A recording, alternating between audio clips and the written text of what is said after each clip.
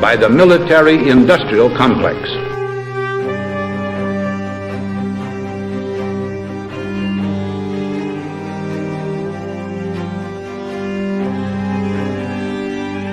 It could be seen to move violently forward, violently forward, violently forward. I'm just a patsy.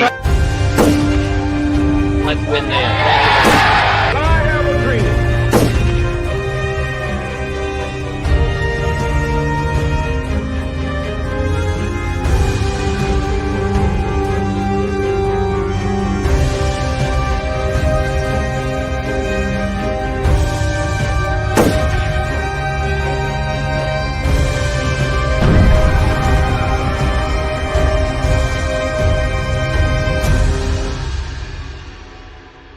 I said this once or twice, but it bears repeating.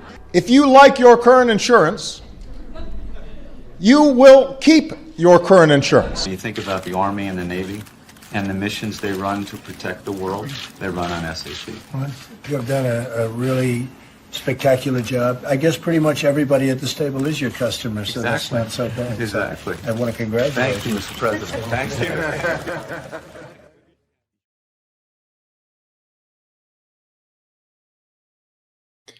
And we're back.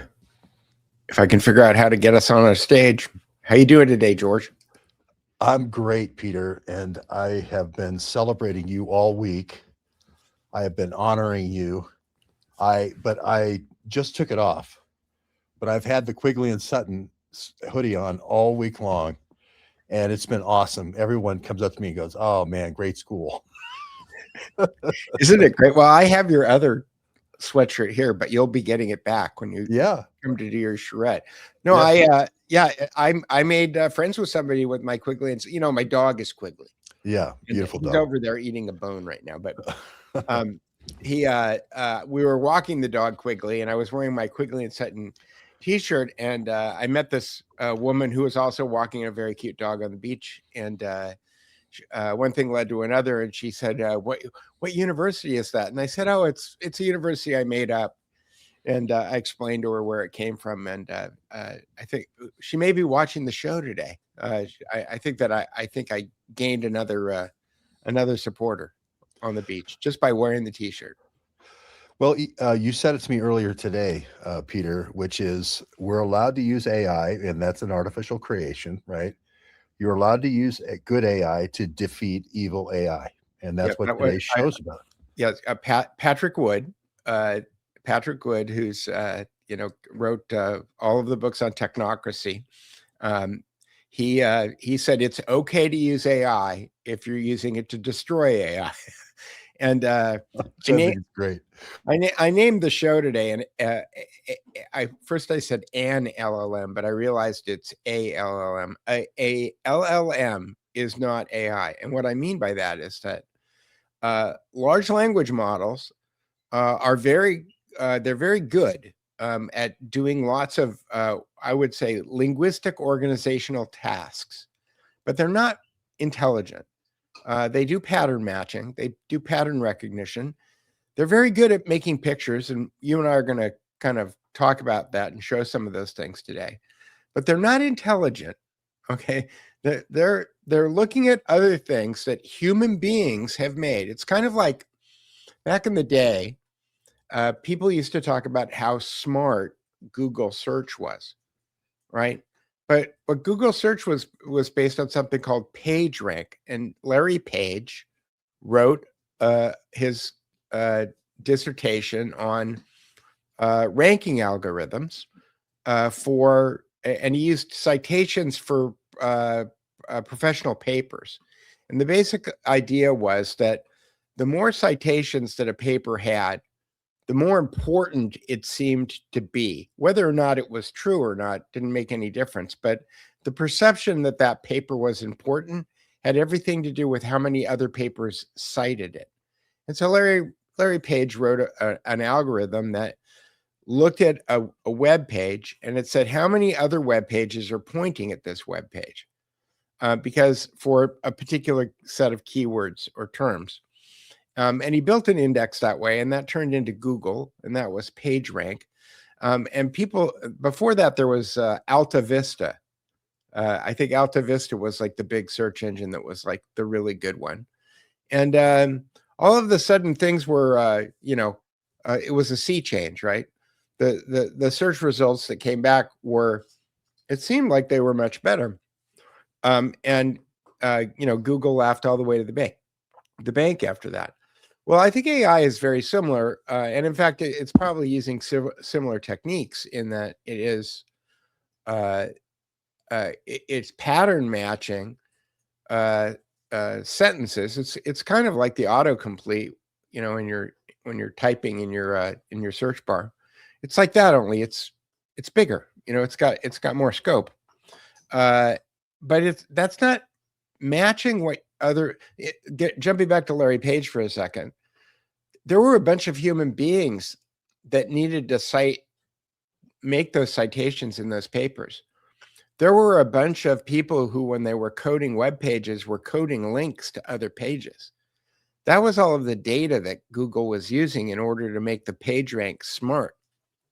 If there weren't actually a bunch of human beings doing a bunch of intelligent things, okay, then Google wouldn't have been that smart. And likewise with large language models, if it weren't scraping Ernest Hemingway and every other great writer in history, it wouldn't be able to write a sentence, right? Because it wouldn't have anything to match against. So to call it intelligent, I think is marketing. I don't think, and I think it's unfair. Well, you have the Library of Alexandria. You've recovered it. I'm trying. You have I think almost 1,000 books on your digital Library of Alexandria. Well, that's on the web. That's on the web, and on my computer, I've got a lot more. Oh, okay. Well, we're going to get to that. Yeah. But you've recreated the Library of Alexandria. If you remember when you said Larry Page and Sergey Brin, it reminded me of the Digital Libraries Initiative, which was a DARPA project, right? DARPA project. So DARPA funded at Stanford. Stanford had the Stanford Library Project. But like you said, they read in, remember when they were digitizing all those books? They worked with the University of Michigan and the 4 different, that was a digitization project to do this. How does one word fall in relation to other words? Oh, there it is. There's the beautiful Library of Alexandria. I call it the Library of Alexandria. Well, it's in it. The books that come out of it, there's a folder on my computer called Alexandria. Yeah. It's you'll see in the upper right hand corner there, George, I have 1, 2, 3, 4, 5, 6, 7, 8, 9, 10, 11, 12, 13. 13 times 3 is 39. I have 39 different little flags there, and you can now translate any of these pages. So if you want to learn about 2 world wars and Hitler, and you want to learn it, you want to read it in German, I just have to go find, that's the Russian flag. Right. Well, here, I'll do it in Russian. You can see these things, it'll translate it into 39 different languages now. So I calculated from the time it takes to leave Thessalonica, right? Yeah. Where Alexander the Great would have been leaving from, to take a boat of that time. Yeah. To get to Alexandria. Yeah. You could have read, if you had the Duke Report access, you could have read the entire Library of Alexandria before he got there. So when he got there, if he would have had Starlink or something like that with Elon Musk, he could have read the whole library before he got there. And then when he found it burned down, he'd go, that's not too bad. I already looked at Peter Duke's thing. I got pretty much the gist of it. Well, what's great about reading all these books is that I met you, what, like 7 or 8, 9? How long? About 8 years ago. Yeah, 8 years ago. And I've read a lot of books in 8 years. And I used to, I'm going to ask you a question I haven't asked you before. So this will be spontaneous. So Mrs. Heritage History, when I was talking to her the other day, she blew out of Silicon Valley in the 80s. So pre-internet, right? And she was a very, sophisticated engineer, but somehow she figured out that there was something going on in Silicon Valley that she and her husband did not like, right? And then they moved off, and she started reading old history books. And because of copyright, she could read anything she wanted that was older than 1923, because to your point, they were digitizing all of those books, and they became available on the web archive. So she just started reading all those books. So she's been reading those books since 30 years, for 30 years. And she wasn't reading 20th century books. Now, you and I were reading 20th century books, right? And, you know, her comment about that was that that it's kind of a minefield because there's so much disinformation. You know, you got guys out there like Niall Ferguson who are writing these hagiographies, right? The kind of like, canonizing certain people as good guys in a very kind of Leo Strauss way, and other people are bad guys. Obviously, like Hitler was the bad guy, right? But Stalin a bad guy? Because Stalin killed more people than Hitler, but somehow he didn't wind up in the same kind of category as Hitler. So the point that the question that I wanted to ask you is like, what was your moment? When did you look around and say, hey, the things I see on television aren't lining up with what's going on? I know that you were doing some blogging in Oregon, but like where did you start? Well, red pill moment, I guess, you know, I've had several different red pill moments. I haven't had the black pill moment yet, but I haven't had one. I don't think you've had it either. But I think I saw this special that was done on Squibs. It might have been Jason Bermas's Spare Change. I don't know what the documentary was. Loose Change, yeah. Oh, Loose Change. I apologize. Yeah. But it's the Squibs. And I had seen controlled demolitions before because a lot of times they take down these old casinos and so forth at Las Vegas and so forth. So I'd seen controlled demolition, and I said, that's controlled demolition. And it wasn't even the building 7. It was building 1 or building 2. Right. And that's when I said, oh, I'm done. Nature doesn't travel in straight lines, and nature doesn't travel in syncopation. That's not how it works. And it doesn't do free fall. And then, of course, later with building 7 and Richard Gage and all that, it just proved it like beyond all doubt. So I'd say probably that documentary really shook it up. But for me, it was personal in Portland because I was a very liberal and I was pushing for no JTTF in Portland because I saw it as a replacement police. You know, it was the FBI was going to come in and have these spies in these local police departments. And then they were going to bring in replacement cops like they are now, like we predicted in Minnesota, UN police. That was the plan, right? So I saw JTTF as, you know, Portland was the last big city that wasn't going to let them in there. And then and for people who don't know what JTTF is, Joint Terrorism Task Force. Right. And they basically make a terrorist event so that you say you need a terrorist task force.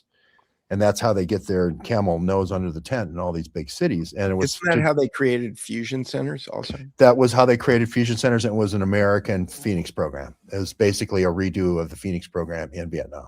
Right. And so that was 2011 when I started blogging against that, when I saw they took this Muslim kid who was just a nice kid and then 3 different informants and radicalized him. And one of them was his girlfriend. The other one's a roommate that lived with him at Oregon State. They started on him when he was a minor, just all these horrible things. Andy McCabe was the guy who made his bones with that. So that was my red pill moment, was Andy McCabe and JTTF, and it was called the Portland Christmas Tree Bomber case.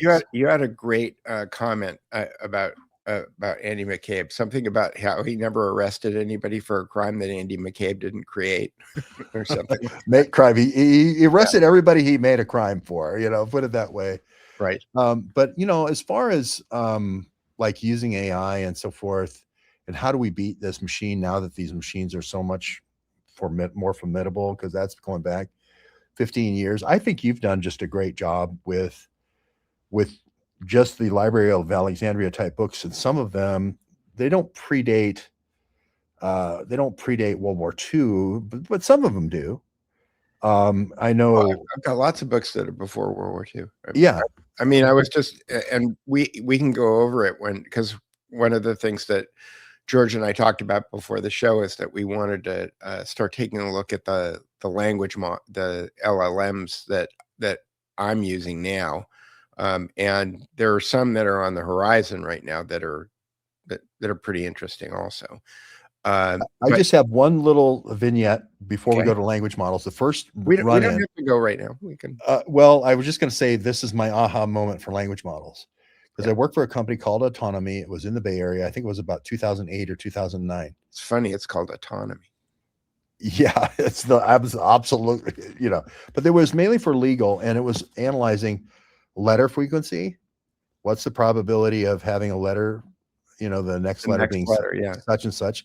Not, it's hard to predict when you only have a very small sample size, but the bigger sample size gets, you can say, oh, I know this. This is Shakespeare. This is, all over strutting about the stage, much ado about blank, it's going to be nothing, right? And then word frequency, the same way. But the aha moment for me was when my instructor said, those crawls that are on the bottom of the Squawk Box and CNN, because precious metals are never in total sync, like gold and then silver and copper and all of them never are exactly that price ever, except one time in the moment in universe. Right.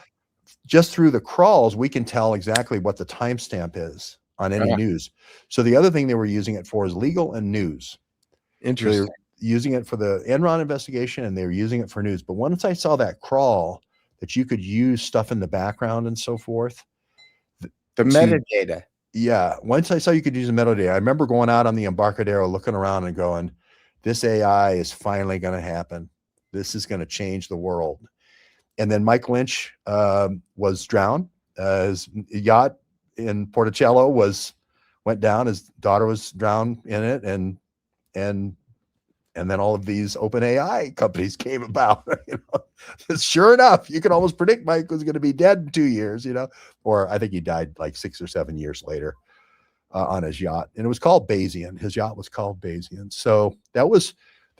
But what happened was, like you mentioned, the person who was a chip designer, they started super pipelining these architectures in such a way that they could do massive matrix, a whole book at once, and Right. do matrix operations on a whole book at once. And that's when the power really came in, not just feeding it one book at a time, but you could do a whole book in one shot. And now there's these. Well, that's when it got me. ChatGPT got me first, but and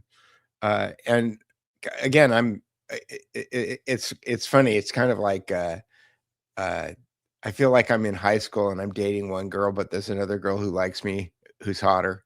That happened to you all the time, Peter. That never happened to me in high school ever. Okay, but I've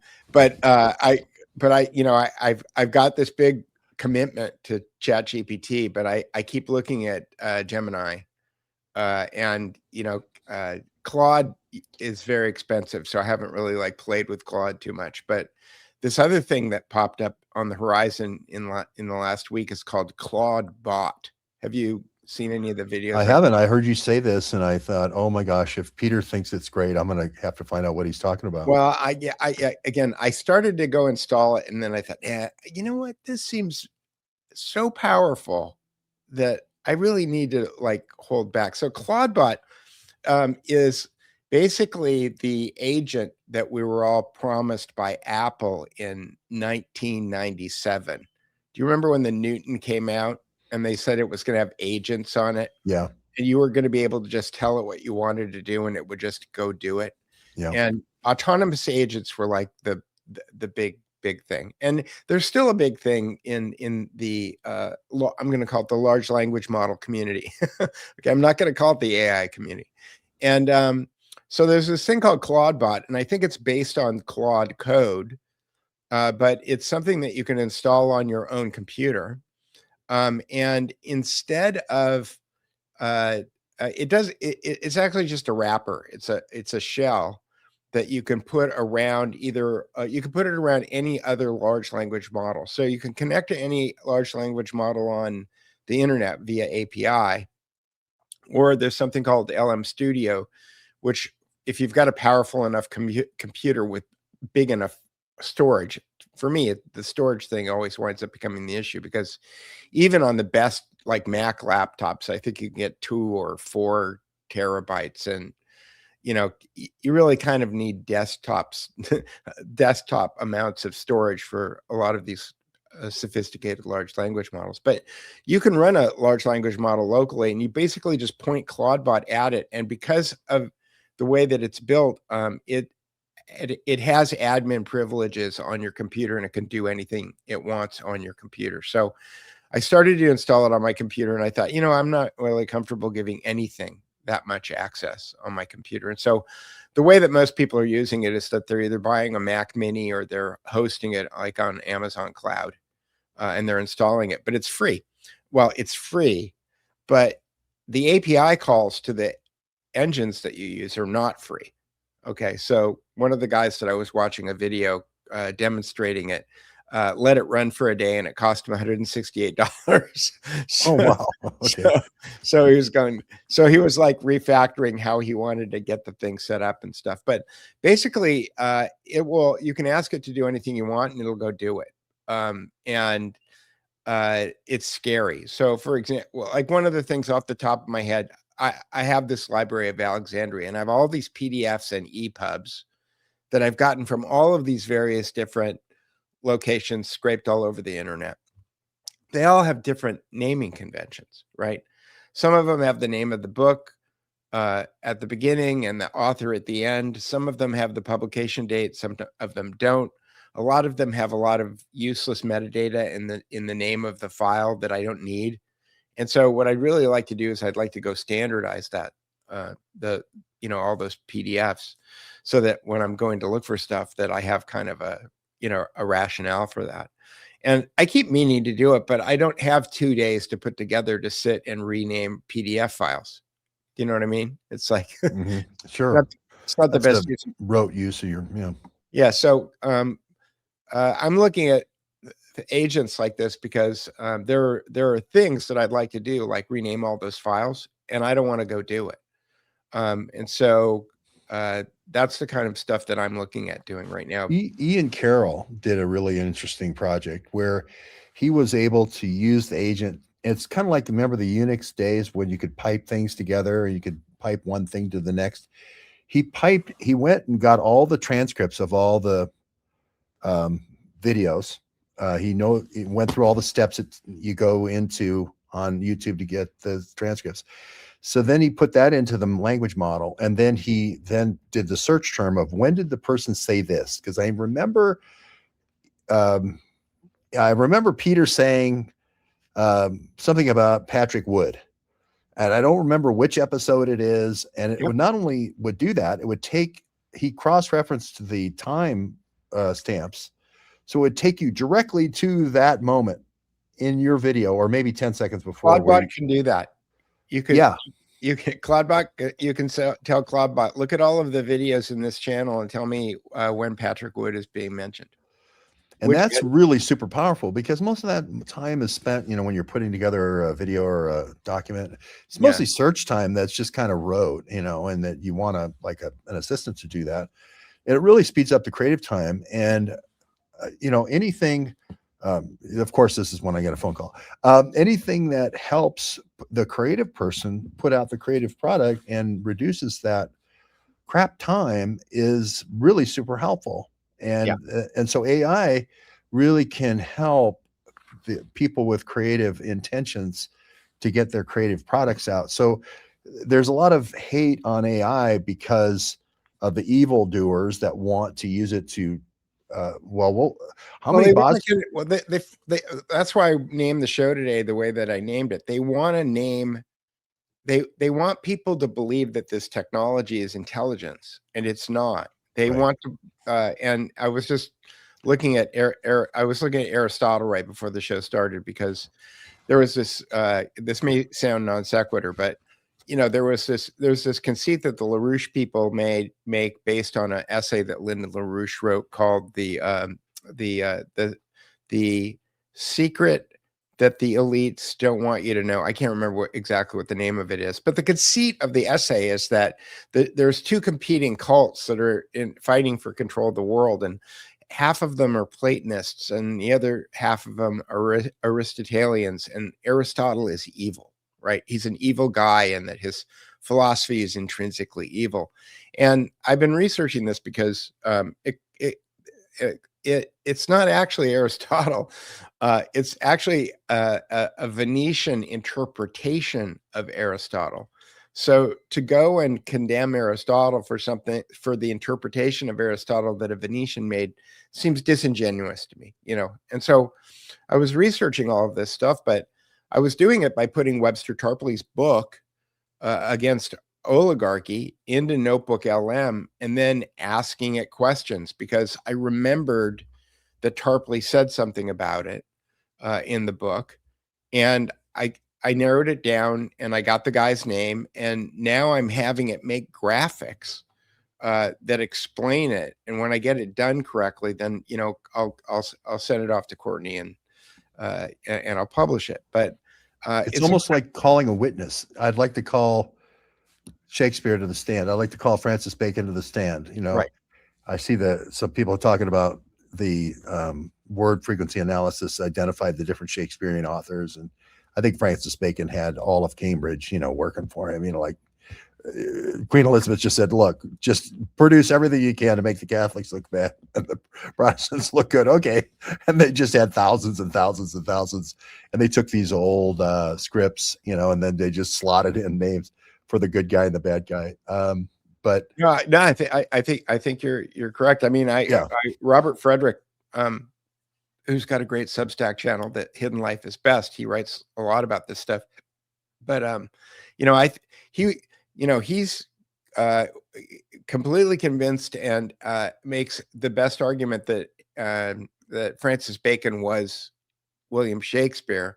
And I think that I helped convince him. I don't know if this is in my head. I don't know if it's true. He hasn't told me this, but I did make a graphic once where I took William Shakespeare and I can go find it if you're talking about something else, but in the format of the Walt Disney logo, because my argument was that calling Francis Bacon the author of William Shakespeare is like calling Walt Disney the author of Snow White.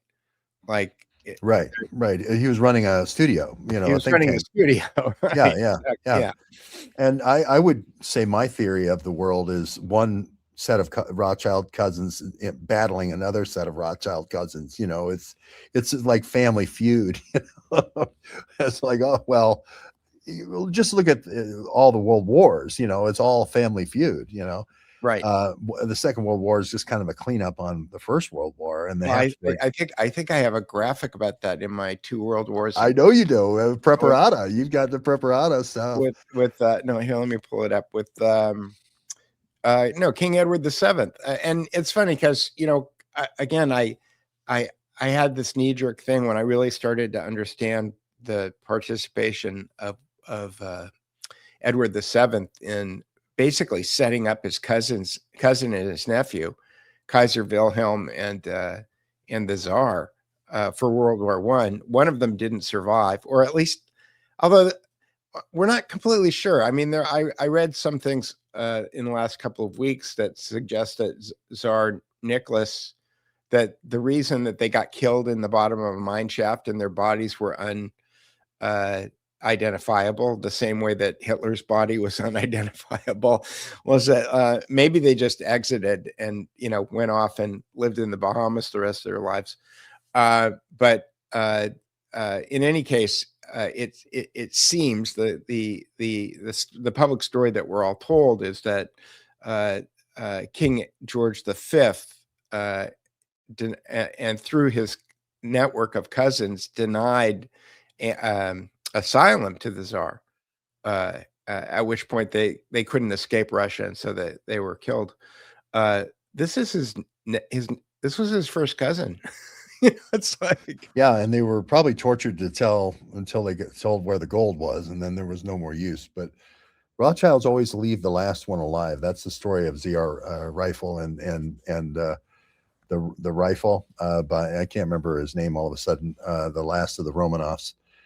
But it's an interesting, fascinating history about Edward VIII, the next king to be named, who abdicated. It ends up as just offshore to see who's going to win the war between Russia and United States and then sets up the Cold War basically Right. from Bermuda. I mean, that's another great story, but this is a great story too. Yeah, and so this graphic was created by Notebook LM. Wow. All these graphics are created by Notebook LM. This is again, this is the mechanism by which the oligarchy controls the world financially. Right here in one graphic. Now there are a couple of spelling errors. There's I'll show you how I make these things. There's a couple of spelling errors, okay, but it's 98% perfect. These would be great placemats to have when your woke relatives come over. Well, I want to start teaching 8th grade. I mean, that's what Mrs. Heritage History has convinced me that 8th grade is like she said it's the sweet spot because she's been teaching homeschool for 30 years. She said by the time people get into 9th grade, they've made their mind up about the world. But in 8th grade, there's still a little wiggle room there. So it's probably because the kids want attention from the opposite sex, and if they think they have a conspiracy theory or they believe something dumb, they're not going to get any attention from the opposite sex, maybe, or something like that. Probably has something to do with puberty, but right, yeah. But I'll let you continue. Yeah, it's interesting because John Ruskin, it pulled this out of here. John Ruskin, the daughter of a friend of mine, posted a video on YouTube the other day about how what a great influence John Ruskin was on her from an art standpoint. And I could criticize John Ruskin a lot on the art standpoint, but she obviously didn't know enough about John Ruskin and read one essay and was touched by it, and that's great. The point is, so my comment back to her though was something like to the effect of, if you killed baby John Ruskin instead of baby Hitler, you'd save 100 million more lives. Well, give me a character thumbnail of this person. I don't believe I've heard of him. Well, the great thing about Notebook LM is it gave the thumbnail right here. It says this guy was the spiritual guy. He was the first art professor hired at Oxford, and some of his first students in his first classes were Cecil Rhodes, Alfred Milner. He basically became the spiritual guide for them. But years before Rhodes and Milner got there, he had this student named Henry Wentworth Monk. And during the Civil War, in 1863, he sent Henry Wentworth Monk to the United States because Monk was the British were kind of they aligned with the South, but Monk was a Canadian, and he sent Monk to talk to Abraham Lincoln about having the United States of America recognize Palestine as a Jewish homeland in 1863. This guy is not a Jew. Okay. And he sent another Anglican to the United States during the Civil War to petition Lincoln to recognize Palestine as a Jewish homeland. So when you go back into the secret society kind of history, the genealogy, going back to the family tree of where all of these conspiracies come from, this guy is he's just right in the middle of the spider's web, John Ruskin. And so what he was teaching, he's not Jewish. He's not that I know of. No, and he's not a Zionist either. No, he was he was the guy. He was like the creative director for the Zionism Project. Okay. So he knows Herzl and all those guys. Yeah, but he's an Anglican. Again, yeah. Israel was born in the city of London. I know you say that the whole Zionist thing is a front for the city of London to have a place to store all the gold, basically, I'm not 100% sure what their motivation is. I am 99% sure that all of the planning and the execution comes out of Great Britain. Ruskin taught his students that the English are undegenerate in race. He was a eugenicist, and possess a destiny the highest ever set before a nation. The mandate: England must found colonies as fast and as far as she is able, or perish. And the disciples, Ruskin mesmerized undergraduate Cecil Rhodes and Alfred Milner.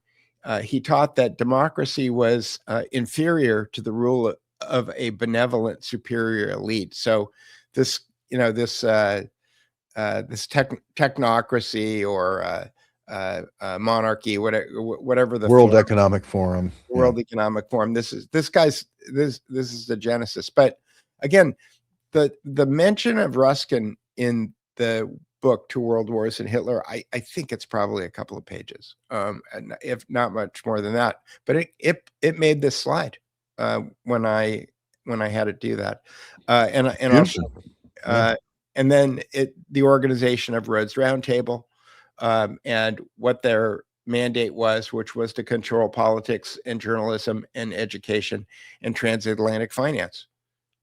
This was Seven Mountain Mandate, right? Yeah. CIA is same thing, right? Yeah. What I like about this is it's so clean, from a design point of view, that the AI is smart enough to know what people have said is a clean design that breathes, and one that's too busy.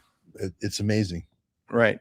Well, some of these I've done different settings, and you can see where the busier ones are. Like this is, there's That's getting a little busier. Yeah.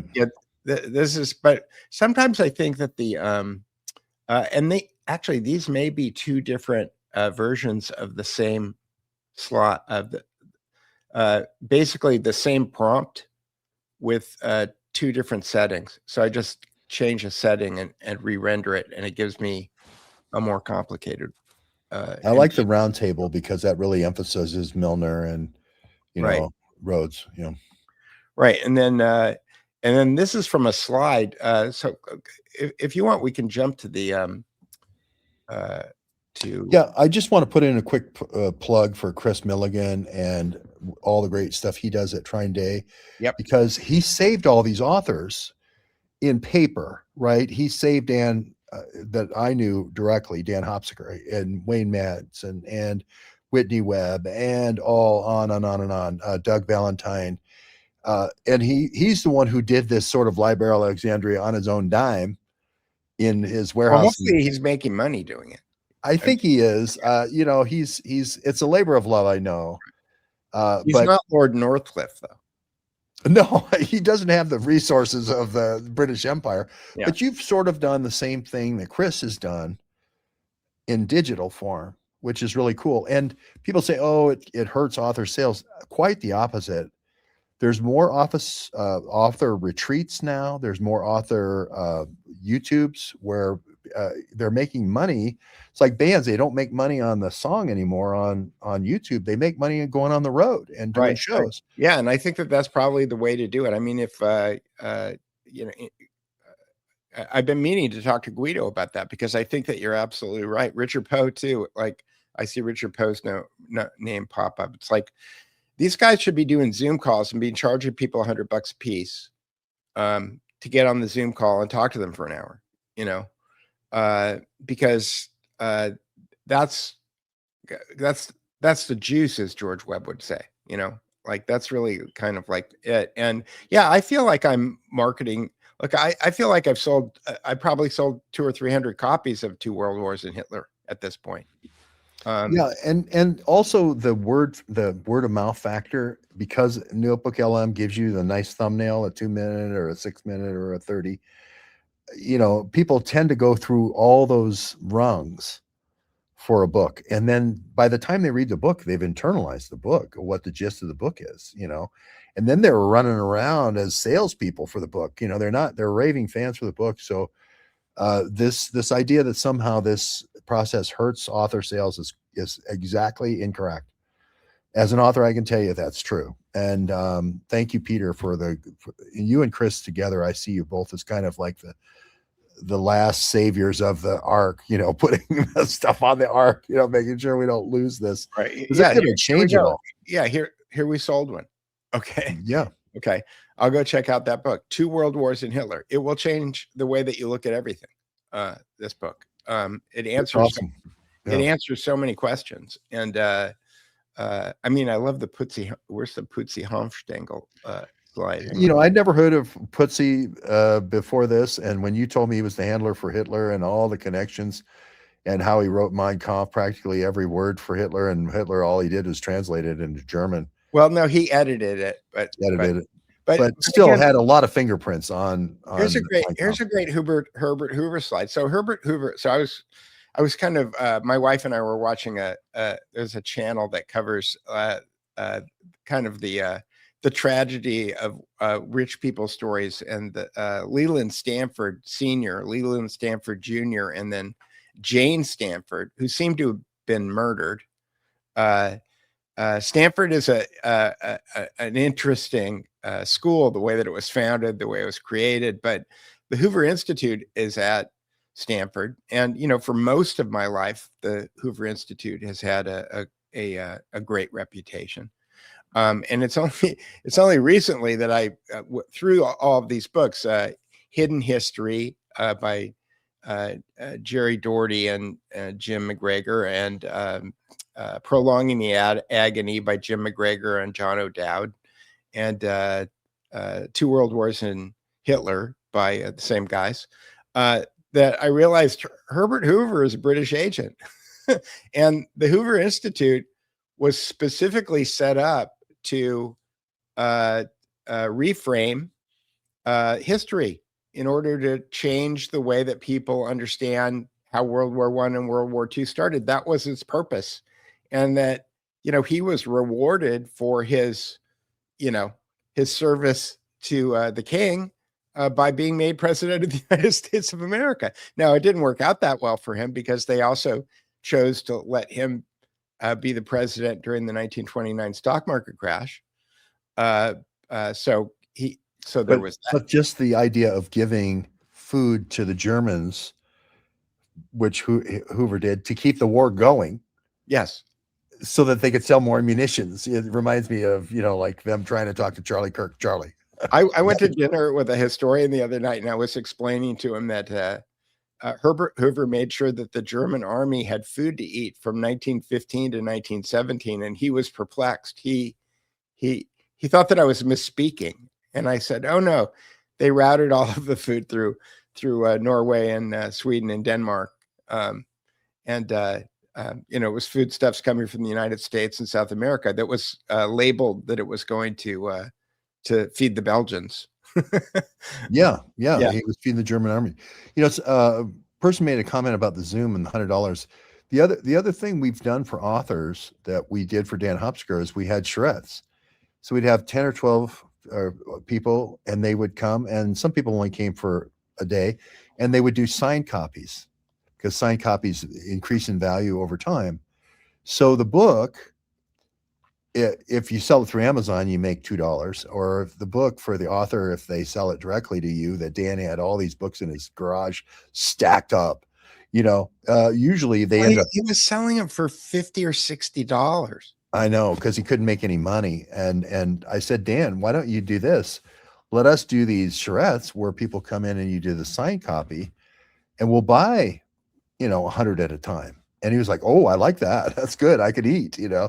So that's what we did. And then we did that several times. But I think this is the new thing, Peter, with your intros.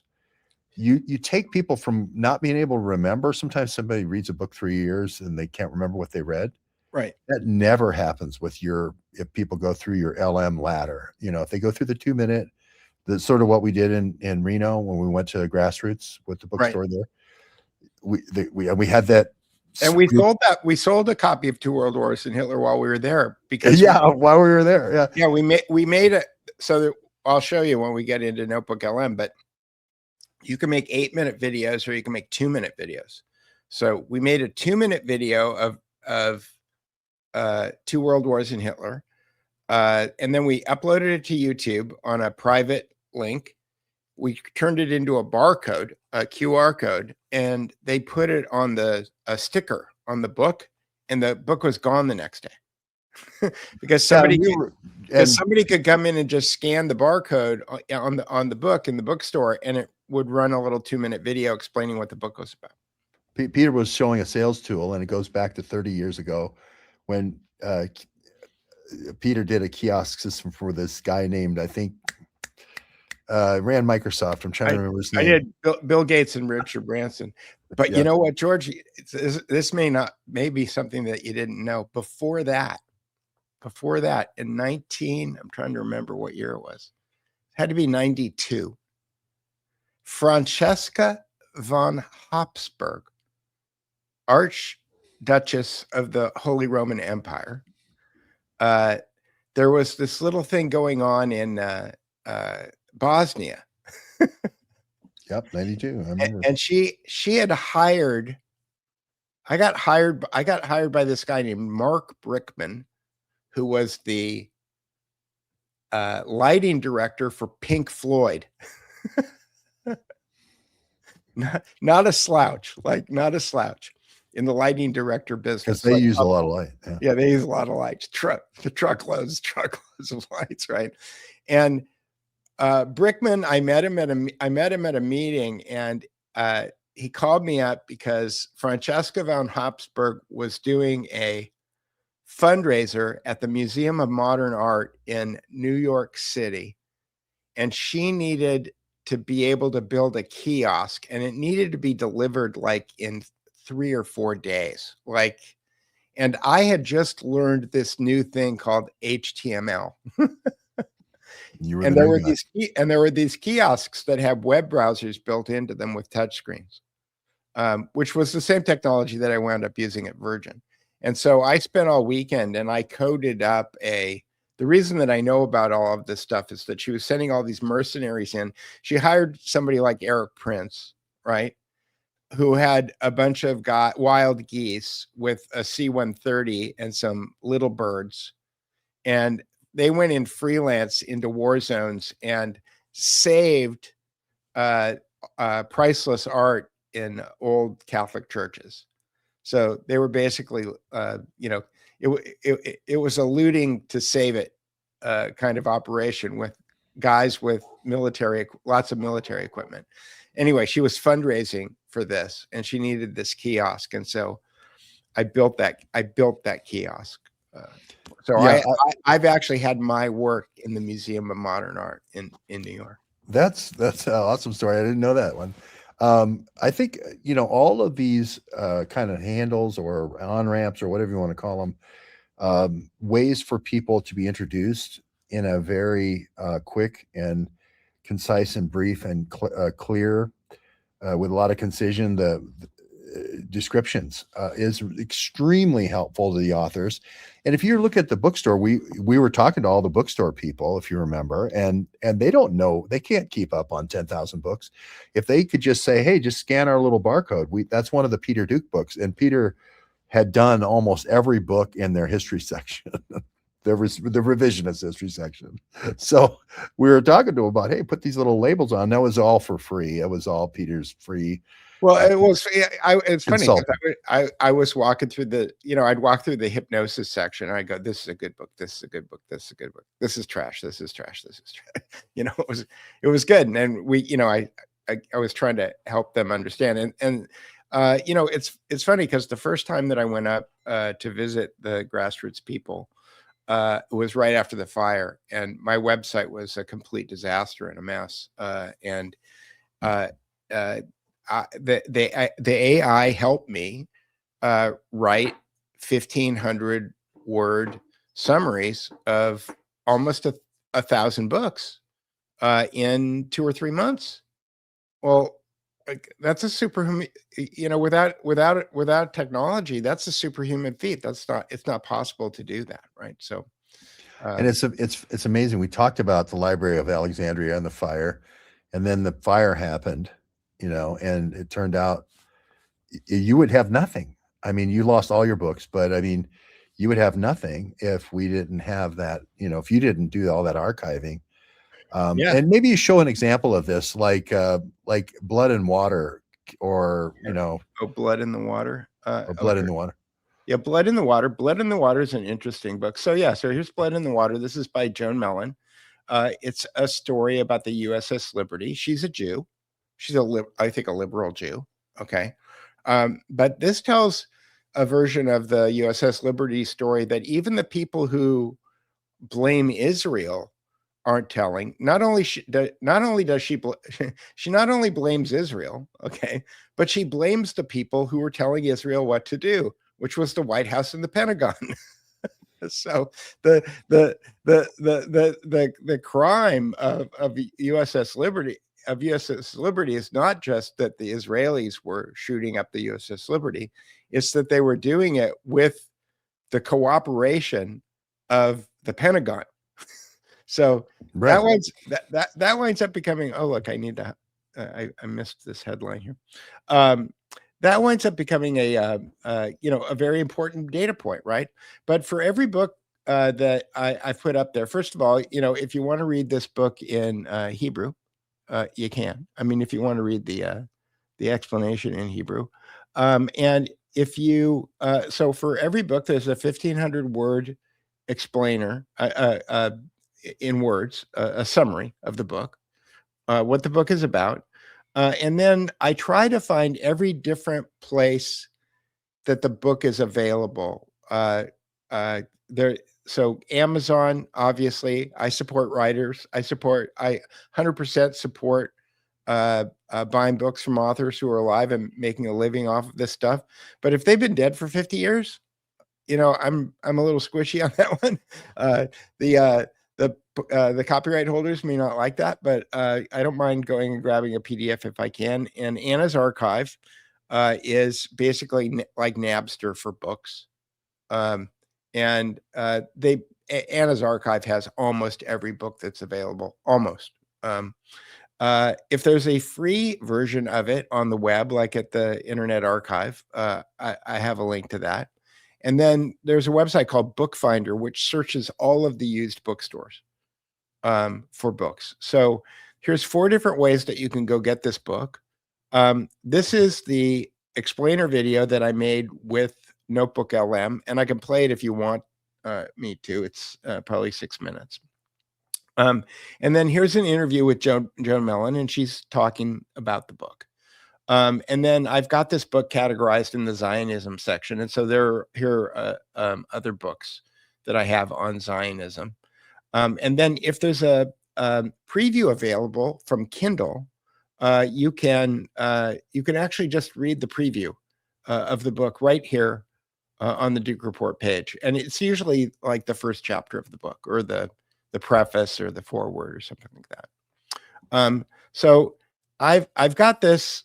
This is one book, and I have I think I have about almost 900 books at this point, and almost every one of them has a 1,500 word summary. Hundreds of them have. Anna's Archive is not down. Anna'sArchive.org is down. So go to Anna'sArchive.li.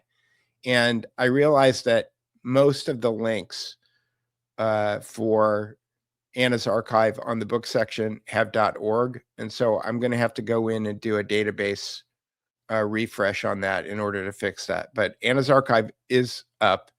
They lost the .org domain name, probably through some kind of litigation. But Anna's Archive still lives right now. Yeah, well, and we have the journalism school in Michigan, and we want to have the Zoom room, author Zoom room, where we contact bookstore owners. Again, people say this hurts bookstore owning. No, it's the exact opposite. Knowing that these books exist in your local cool bookstore, first of all, we're helping people identify what bookstore that is, so that you start going to the Grassroots in Sparks. No, a lot of people didn't know Grassroots was there. They didn't know they had a revisionist history. And then you go get the book, and then we could also maybe set up an author thing, but we can Zoom in the bookstore owner and interview the bookstore owner and say, hey, have you ever thought about a revisionist history section that covers the Peter Duke Library of Alexandria? So this is really where we want to be able to tell an author like Guido Preparata, if you come to the United States, here are 45 different independent bookstores that cover your thing, that have said they're willing to host an author day where you can, what they need, author needs to sign and, about 50 to 100 books, Right. to make it worthwhile. Otherwise you're not going to pay for the price of coming around. But that's what we want to get to, is where you just add water. Because I remember Mark Lane coming with Rush to Judgment, coming to Fort Wayne and talking about the magic bullet from when I was 14. And you never forget an experience like that with an author. There's just so much stuff that they know from their research that it really moves the ball forward. One of the things, and we should jump to the LM too, because we've been going for an hour and we haven't done what we're saying we're going to do. But let's do that. On the right side here on series, I've tried to organize the things like a college. Like I have, how the numbering in college. Sure. So the levels. So 100 is, I'm calling it essential reading, and here's where's and do I not have 2 World Wars and Hitler? No, I have 2 World Wars and Hitler in 20th century, because instead of putting 2 World Wars and Hitler in this section, I put the incubation of Nazism, because Guido Preparata did an interesting thing. He wrote Conjuring Hitler, which is basically a college textbook. It's a 700-page book, and it covers. It doesn't. I'm not sure that Putzi Hofstangl has got as much of a footprint in Conjuring Hitler as McGregor and O'Dowd covered, but incubation of Nazism definitely shows the financial blocking and tackling of the Third Reich. And Conjuring Hitler is 700 pages long. Incubation of Nazism is, I think it's like 150 pages long or shorter. And this is a book that you can read in a weekend. It's a short book, because Guido realized that people aren't going to read this big, long, thick college textbook, that he needed to make it much, Anthony Sutton would call it a trade paperback, right?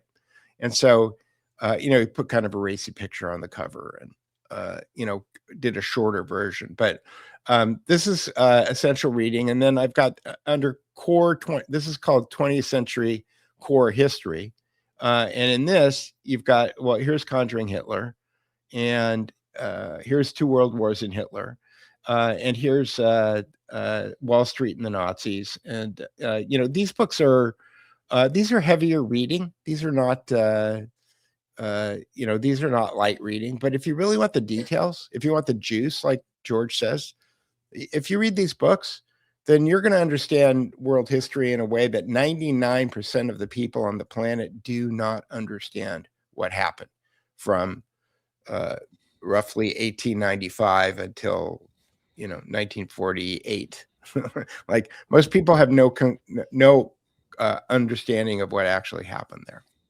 And I think also it gives you a lens for the future. It's a way of examining. You see the Charlie Kirk assassination in a whole different way. You say, oh wait, Archduke Ferdinand, same deal, right? Split everybody. Andrew Breitbart. Right.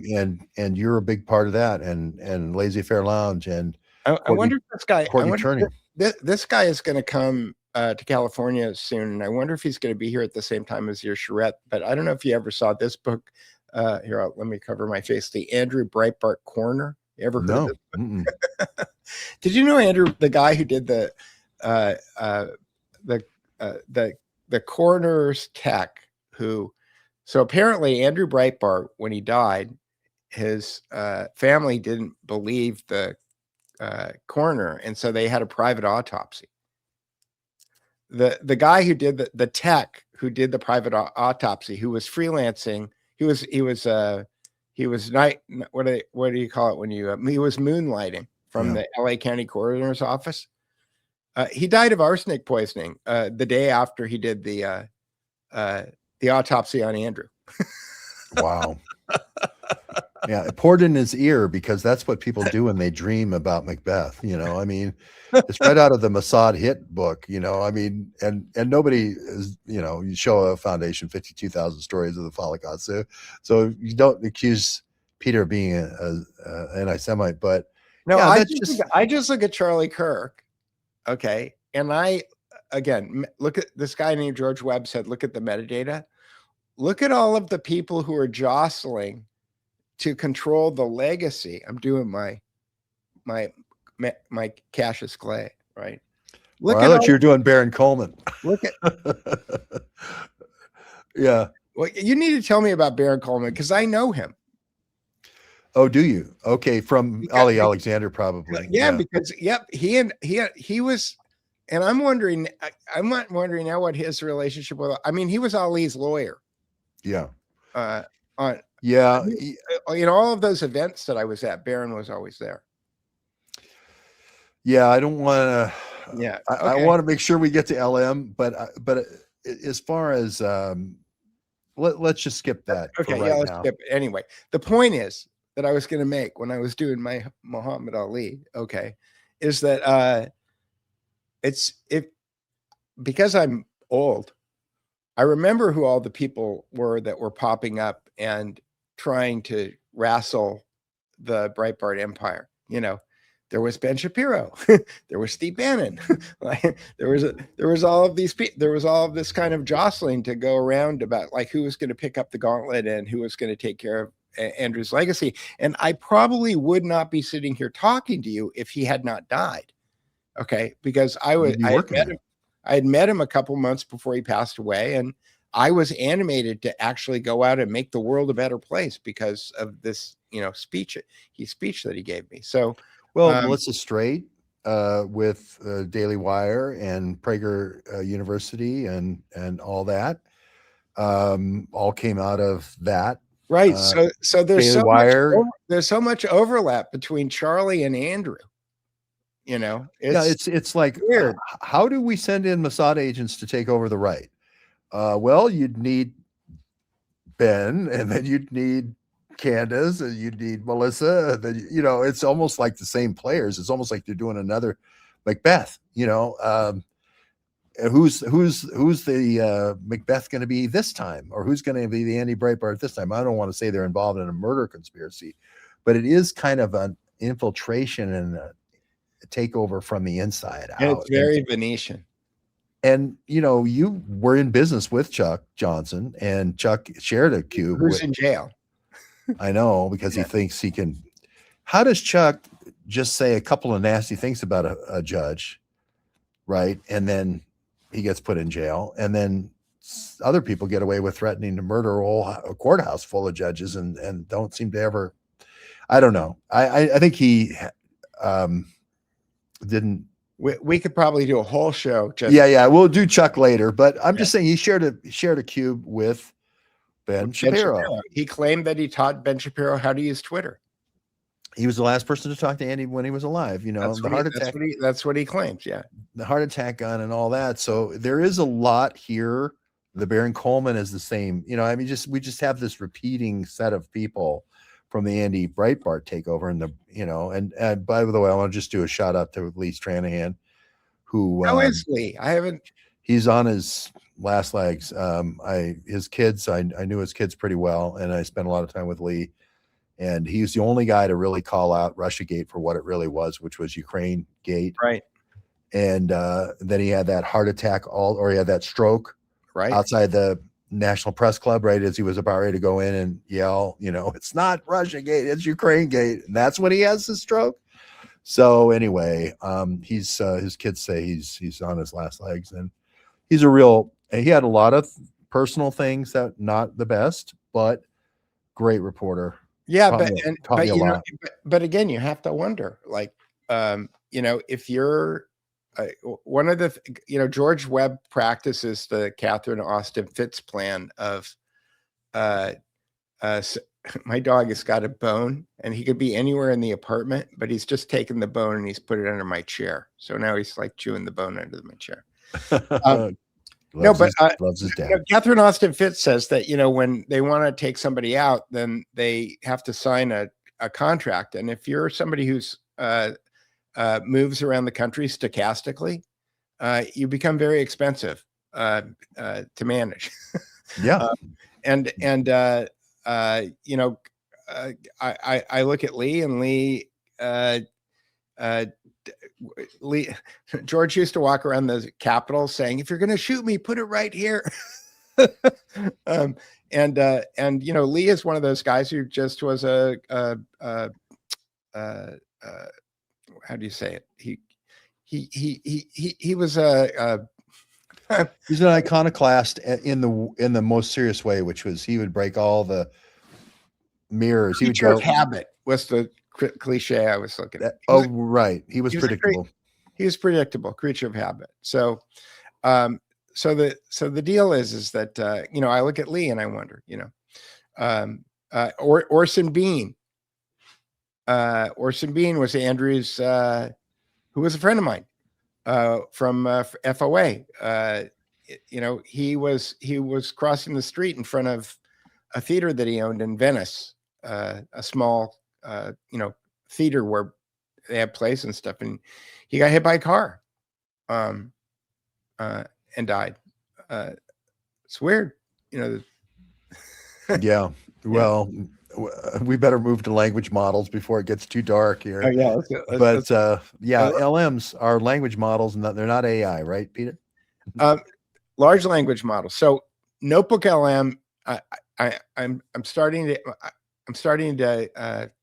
I need to reassess my relationship because I'm obsessed with Notebook LM. Like I haven't gone to the gym for like a month because it's Notebook LM's fault. But Notebook LM is where so here's a project so Notebook LM, basically what it is, let me click here, create a notebook. And I can't create a notebook because I'm at my max limit. If you, just to give people a taste of it, if you could do like the transfer agreement or I probably have it. Something like that where people get a flavor of this. And this I can't remember the couple's name. I can't remember the transfer agreement was written by Edwin Black. No, I meant the couple that are the podcasting couple. True Stream Media? Yeah. Or Matt and Cynthia? I'll think of it in a second. Redacted? Yes. Right. Yes. Clayton and Clayton. Natalie. Clayton and Natalie. It sounds like Clayton and Natalie. Yes. So you want me to play some of that? Just to give people an idea if they haven't heard it. Let's explain this to people first. Okay, so this is Notebook LM. So if you look on the left side here, I've got a PDF of the book, The Transfer Agreement by Edwin Black. Okay. And what you do is you import, now I only have one source, but you can put into 100 sources. So if you're researching something, George, you can like there's one that I just started to build that I'm calling the Deep World Wars. Okay, this has got Conjuring Hitler. It's got Tragedy and Hope, the Anglo-American Establishment. It's got Hidden History. It's got Prolonging the Agony. It's got the Milner-Fabian Conspiracy. It has got the Wall Street Trilogy by Anthony Sutton. It's got all of those books in here. And so where people get confused about AI is that if I don't use a large language model by asking it a question that I need, if I'm trying to do something technical, if I'm trying to fix my Dyson vacuum cleaner, okay, AI, I can ask the AI question. It's fine. Okay. But if I'm trying to research something in history, and I understand that in revisionist history, you're not going to get it from a standard source, then what you can do is you can import all of your sources into Notebook LM, and then it will use those sources unless you tell it to. Up here, there's a button here it says search the web, and there's something called fast research, and there's deep research, where you can direct it to go out and look on the web. But unless I direct it to go out and look on the web, it's only going to use these sources. for the information that I'm trying to pull. Okay. So Great for authors. Great, it's really great for it's great. So let's go back. That's Deep World Wars, but you wanted to do the transfer agreement. So here's the transfer agreement. So what can you do? In the upper left-hand corner, it says audio overview. If you just click the button, it will give you a default, whatever the default is. If you click the little pencil, it will open up a little window, and then it will give you different. Now my dog is playing with the toy. It will give you different options. So usually what a default, so those, yes, it sounds like Clayton and Natalie Morris, but I've actually done side-by-side comparisons. Psychologically, it sounds like Clayton and Natalie. It's not their voices. Yeah, it's their repartee, it's their patter. Yeah. Yeah, it's their, yeah, exactly. So, and that's called a deep dive. Okay. For when you and I were in Nevada, when I did a brief. I'm sorry, these are audio. Video is different. A brief is a bite-sized overview. Okay, but it's like a 2 or 3 minute explainer. All right.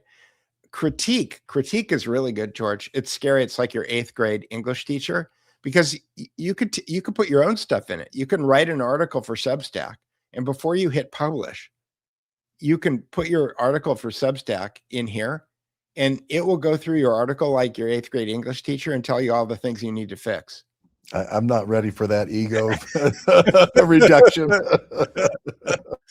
And then there's a debate. I actually haven't done the debate yet, but they take whatever you put in there, and then it turns it into like a Socratic dialogue. I need to use this more, though. Yeah, this is good tools. Wait. All right. So somebody wants to see the mind map. All right, let's jump to the mind map. The mind map. Okay. And this is great because it'll show you how. So I haven't done a mind map on the transfer agreement yet. So this is great because what I can do is I can click this button and then I can show you how fast it'll build a mind map. I've told this story before, but I was so profoundly impacted by the book, The True Believer. Oh, it's done. The mind map is done. I was so profoundly impacted by the True Believer that I spent 3 days with some mind mapping software when I got finished reading it, mind mapping the whole book. And I just mind mapped the transfer agreement in like 10 seconds. So that's why I said for doing a charrette where you get people that are kind of like book club type people that want to do deep research, this is just incredible because it saves so much time. Right. Yeah. So for people who don't know, the transfer agreement was an agreement between the Nazis, the Third Reich, and the Jews in Germany, where they were incented financially to move out of Germany to move to Palestine, and I think about 60,000 Jews. Now, what's great about this is that you see that I can open up the whole thing, and then you can go through the whole. Oh, look, Hamlacher shocked from the Reichsbank and the Bank of International Settlements. I didn't know he was there, and then you can go through this whole thing. Stephen that gives Wise. Bank of International Settlements a whole new meaning. Right. Oh my goodness. Yeah. Wow. You know what I mean? Like it was the Havari Agreement and everything. And most people say, yeah, that's a double entendre. That double entendre hit me like a pound of brick. I mean, it's just all of a sudden, just like, okay, we're going to run every reconstruction of every world war through this so that it's directly going to Israel. Right, exactly. You know? So, but what's great about this is that it says resettlement, 60,000 Jews to Palestine. If you click on this, what it'll do is it'll go through the book and it'll put together a dossier on what the impact of the 60,000 Jews to Palestine was in the book. Yeah. Okay. So beautiful. It's building that right now. Okay. And this is why I say with an author, this would just be a phenomenal way of asking questions. Or if you're a radio broadcaster or a YouTuber that it's going to be interviewing the author, right? You go right to the section, you know. Right. And again, if you're somebody who interviews authors for a living, like you're a radio talk show host, this gives you a way to get into the book, find out what the book is about, find out how it's organized, get the juice. and then put together some questions. And it will actually do that automatically. Like, for example, if I click on, I think that it's reports, you can create your own. It can create a briefing doc, a study guide, a blog post, a historical analysis, an author profile, key figures and summary, a content explainer. Where are the questions? That's probably more like a quiz, but if I click here on quiz, you can put together a quiz. Again, for people who are like teachers or doing homeschool stuff, this is amazing. The part about this book that I think is so interesting is showing how, like, one shoe dropping, which was they got rid of all the people that were in the way of Hitler becoming chancellor, and then they kind of mothballed Hindenburg, and they got to this Havari agreement lickety split with the Stirna group. I mean, fast. Like, it was almost like, we just need Hitler to go in and implement this agreement, because basically what's this doing is taking the recovery money that Germany was getting off its knees a little bit, right, and sending it for the repatriation to force Jews to leave and create Israel, force them to become farmers, where these are all shopkeepers, right? And they're forcing them to become farmers. This is the story where it was like at the point of a gun. It didn't start, it started in a deliberate forethought way. It wasn't an accident that kind of had with an encroaching anti-Semitism.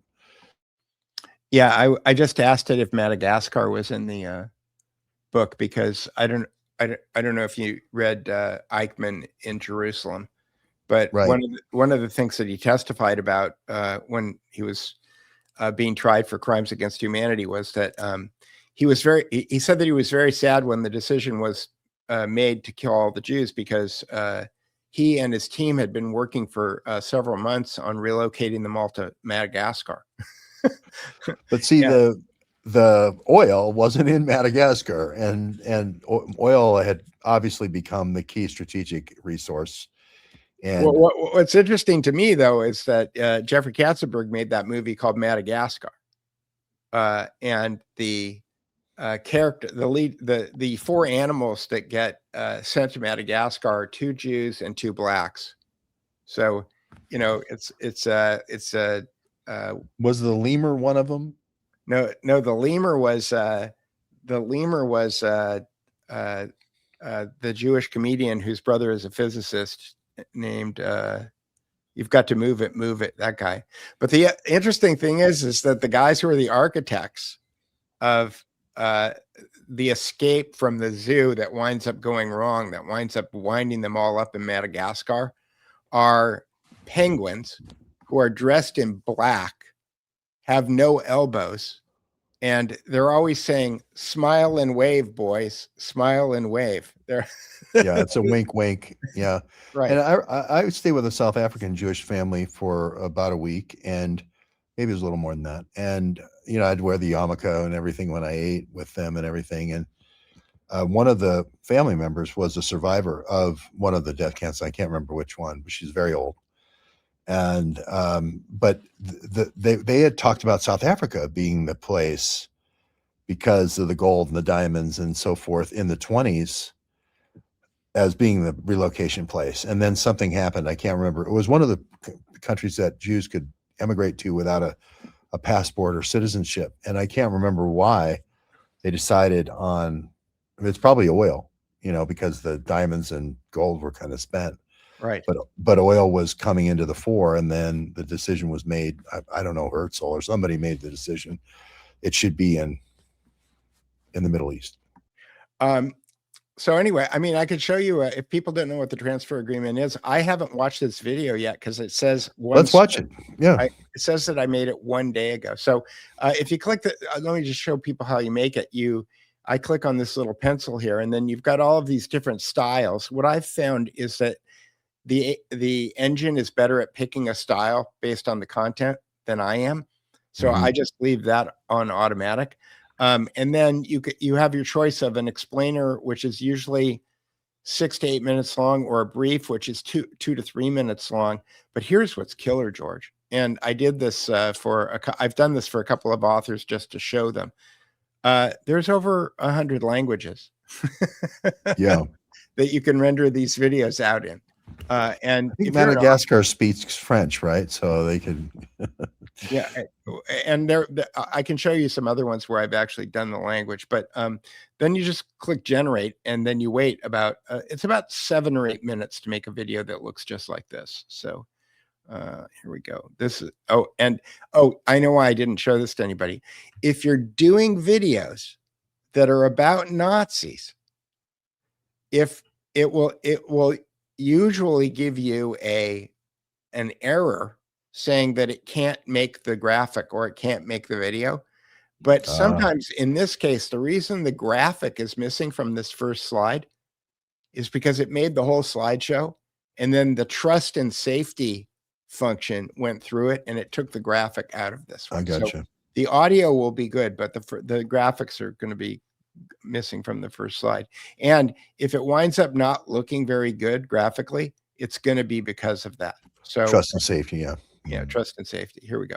All right, let's get right into this. What if I told you that in the very first months of Hitler's rule, a shocking pact was made, a pact between the Third Reich and leaders of the Zionist movement?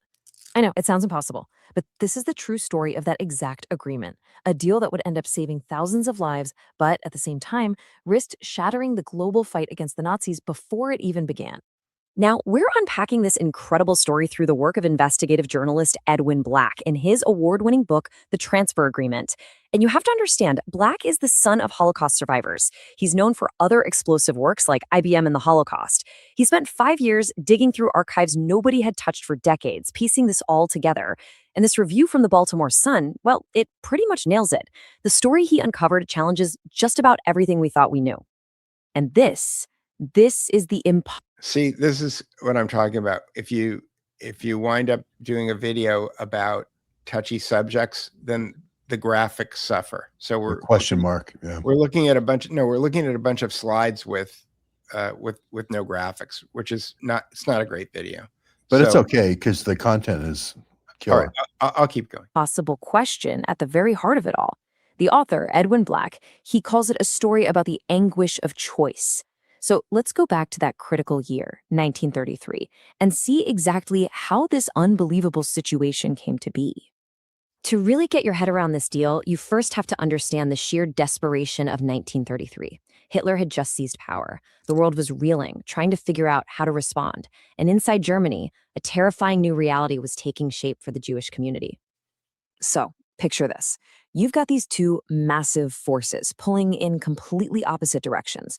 On one side, you have a huge global anti-Nazi boycott picking up steam, trying to economically strangle Hitler's regime in its cradle. But on the other side, inside Germany, Jews are being systematically ruined. Their rights, their jobs, their property, all stripped away. They were trapped with absolutely no way to get themselves or their life savings out of the country. Something had to give. And out of this intense pressure cooker, a plan was born, an arrangement so controversial, so shocking that it would later be called an unholy compact. So let's break down what it actually was. Okay, so on the surface, the Havara Agreement, or Transfer Agreement, was a deal to help German Jews emigrate to Palestine and take their assets with them. Simple enough, right? Well, no. How it worked and the price that was paid is where this story gets incredibly complicated. First, let's talk about the human stakes. Through its various phases, this agreement was the vehicle that got some 60,000 German Jews out of the Reich. It literally saved their lives from the horror that was about to unfold. And it wasn't just about saving lives. It was also about saving livelihoods. The agreement rescued a staggering amount of money. We're talking $100 million back then, which today is something like $1.7 billion. That capital was absolutely essential for building the infrastructure of what would eventually become the Jewish state. So, how on earth did they do it? Honestly, the mechanism was kind of ingenious. A Jewish person who wanted to leave would put their money into a special blocked account in Germany. That money would then be used to buy German-made goods, things like tools, building materials, you name it. Those goods were shipped to Palestine and sold. Then, when the emigrant arrived, they'd get the money from that sale. It was a loophole. But here's the catch. It rescued Jewish assets by actively selling German products abroad, directly undermining the global boycott. As you can probably guess, when word of this deal started to leak out, it just ignited a firestorm. The book describes it as a series of fiery debates that ripped through the entire Jewish world. This wasn't just politics, it was a deeply personal, painful conflict that set families and communities against each other. This review from the New York Times just captures it perfectly. The story is one of strident debates and acrimonious struggles. You have to imagine this battle being fought in community halls, in newspapers from New York to Warsaw to Jerusalem. It was an argument that pitted leader against leader and neighbor against neighbor. The whole debate really boiled down to this. On one side, you had the moral imperative. Any deal with the Nazis was a betrayal, period. It gave them legitimacy, it gave them money, and it violated every principle of Jewish honor. The boycott was a holy war. But on the other side was the pragmatic path, the argument that, like it or not, this was the only way to save actual lives and rescue the money needed to build the safe haven. It's an impossible choice. Which side would you have landed on? And the voices on the anti-deal side were passionate. You had leaders like Samuel Untermyer, who was a key figure in the American boycott movement. For him, there was zero room for compromise. He saw the boycott as the world's one and only real weapon against Hitler's barbarous campaign. To break it was just unthinkable, a catastrophic moral failure. But then you had the Zionist perspective, articulated by leaders like Chaim Arlosroff. They argued that moral purity was a luxury they couldn't afford. They believed that to save people, you had to find a workable solution, no matter how distasteful. A solution that provided, as he put it, a benefit to both parties. So, after all the fighting, all the debate, what was the legacy of this deal? Well, its impact is every bit as complicated and as contradictory as the pact itself. And right here, this is the ultimate paradox of the transfer agreement. On the one hand, it absolutely succeeded. It rescued a precious human and financial remnant that was vital for building the future state of Israel.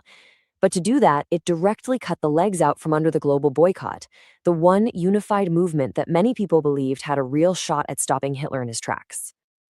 I think the author Edwin Black says it best himself. He writes that the facts of this story will challenge your sense of the period, break your heart, and try your ethics.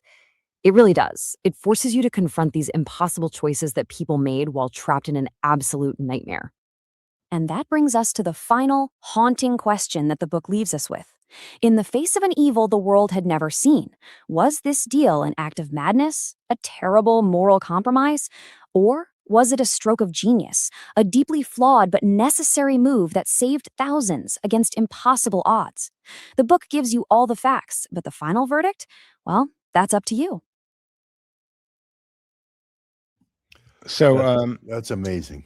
it is, but again, there are tricking a large language model into doing what you want it to do by getting around the trusted safety it's kind of a game, and there may be a way for me to figure out a way to make a video with graphics. I want to show people a video with graphics. Sure.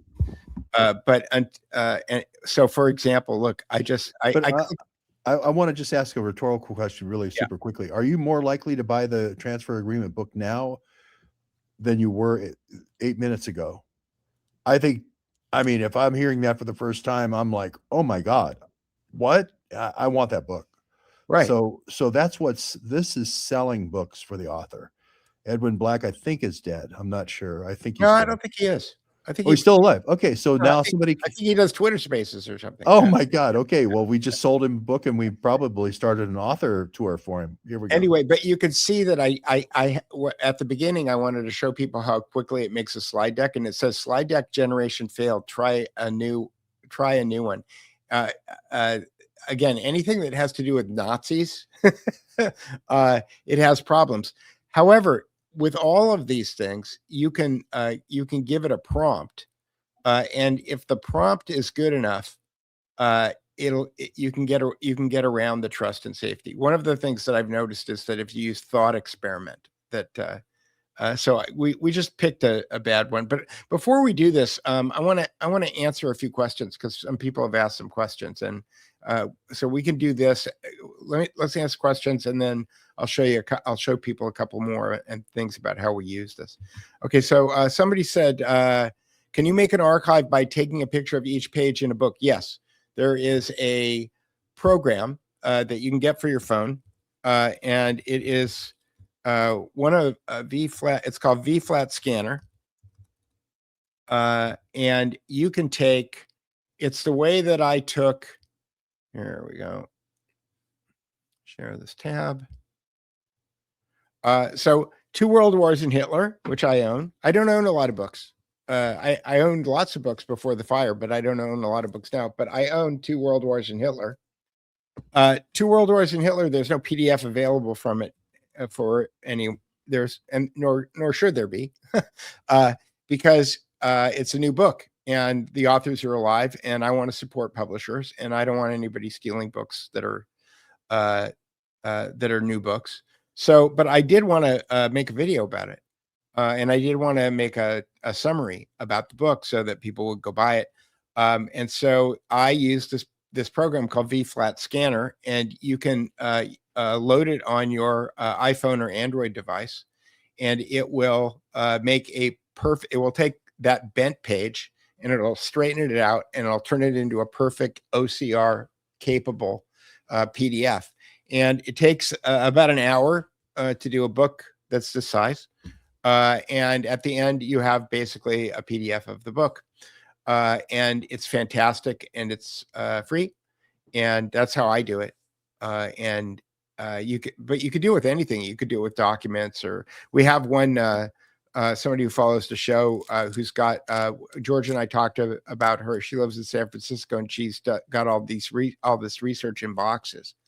And, this is something that you can sit, you sit on, you pull out your boxes on your your dining room table, in nice, subdued light, no direct sunlight. And, you just flick through all your documents and take pictures of them with V-Flat Scanner. And then you have these perfect, it's like having a scanner. It's great. So that's the answer to that question. Somebody said, Parenti's book, Democracy for a Few in My First Year of College, was a wake-up call for me. Yeah, I've never heard of that one. Have you heard of that one, George? No, Okay. no. It's I love this though, because most of the good books you've ever read were recommended to you by somebody else. Yeah, because if they were if they were on the New York Times bestseller list, you wouldn't want them. Yeah, right? exactly. Somebody said, okay. Hide current comment. Why isn't this working? Can you remove the trust and safety Stasi with a local model? Depends on the model. Yes. I mean, one of the things I was excited about when they came out with, Facebook came out with their model, which is, I can't remember what it's called, but the trust and safety was a separate model. So my thought was, yeah, but it's called, what's the Meta bot called? The Meta LLM called? I can't remember. Somebody in the chat will tell us. Llama, yeah, LLAMA.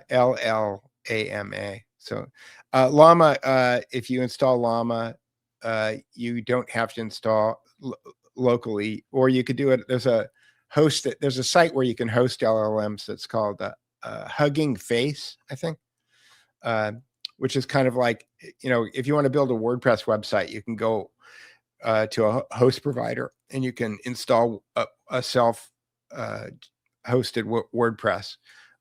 There's this place called Hugging Face that does the same thing, and you can do self-hosted LLMs. So you don't need to buy a computer. You can just install it on a virtual computer, and then it's basically your LLM. But you have to pay for tokens and all that other stuff. But there are ways of jailbreaking these LLMs. You can't, if you're trying to write an article about Nazis, if you tell the LLM that you're writing a thought experiment, it'll do whatever you want. right? So So, Or say a play. There's a play I'm thinking about. right. Yeah, exactly. Movie I'm thinking. I'm writing a screenplay, right? Somebody said, how do you Zoom with 20 people using an LM concurrently as a research project? Well, on the next tier of Notebook LM, you can do shared notebooks with people in a work group. So that That's a would be Google one way. product. That's a Google product. Yeah. Yeah, and one of the things that I'm thinking about doing is I'm still researching it to find out if it's viable. Is that I'm thinking about upgrading my Notebook LM and then making my notebooks available to paid subscribers of the Duke Report. They can't add or delete sources, but they can go in and they can ask questions of the models that I'm Or building. even comments, end up being tags, for finding content. Right, which is what you used to do with YouTube, right? Yeah, annotation. And I did it with Trello. But I think just letting somebody go, oh, this author's still alive living in Chicago, Edwin Black's still living in Chicago, or whatever, Parente died last weekend, these little, margin notes are really helpful. Yeah, exactly. And you can do that. All right, here we go. Hide this comment. Mark Permero, do you guys consult? I consult. Peter's the guy. All right, here we go. I consult. I'd like to consult. I want as many people doing this as possible. Okay. Adrian Ward says, how do you arrive at different conclusions to Matt Ehret regarding JFK and FDR using the same or similar source materials? Well, there is a term that I learned when I started doing linguistics and started using LLMs to translate things like the New Testament from the original Coney Greek into English. And that word is called hermeneutics. And hermeneutics is the political, I'm sorry, that's the best way of explaining hermeneutics. It's the it's the politics between translation. Okay. And so Matt Ehret and I and Courtney Turner, I'm not going to speak for George, we have different interpretations of the same materials. And I can guess why Matt Ehret has different conclusions than I do, but I'm not going to pretend that I can mind read or know what's in his heart. So I'll just say this, that if you read that the Lurishis in general have giant blind spots. And in fact, one of the things that I was just researching right before the show started, and I can share that with you, is the idea that Aristotle is a bad guy. So in a very kind of Leo Straussian way, the LaRouches like to paint Aristotle as the bad guy and Plato as the good guy. And Courtney Turner and I have a problem with that framing. And it turns out, let me jump to against oligarchy, because this is where I was. Okay, so first I will share this tab. Then I will jump here and I will show you exactly how I'm using Notebook LM I'm dealing with Aristotle first. I can come around to FDR later. And I'm on the fence about Kennedy, but in the book Against Oligarchy, which is a book that Webster Tarpley never published, it's published on his website. So I downloaded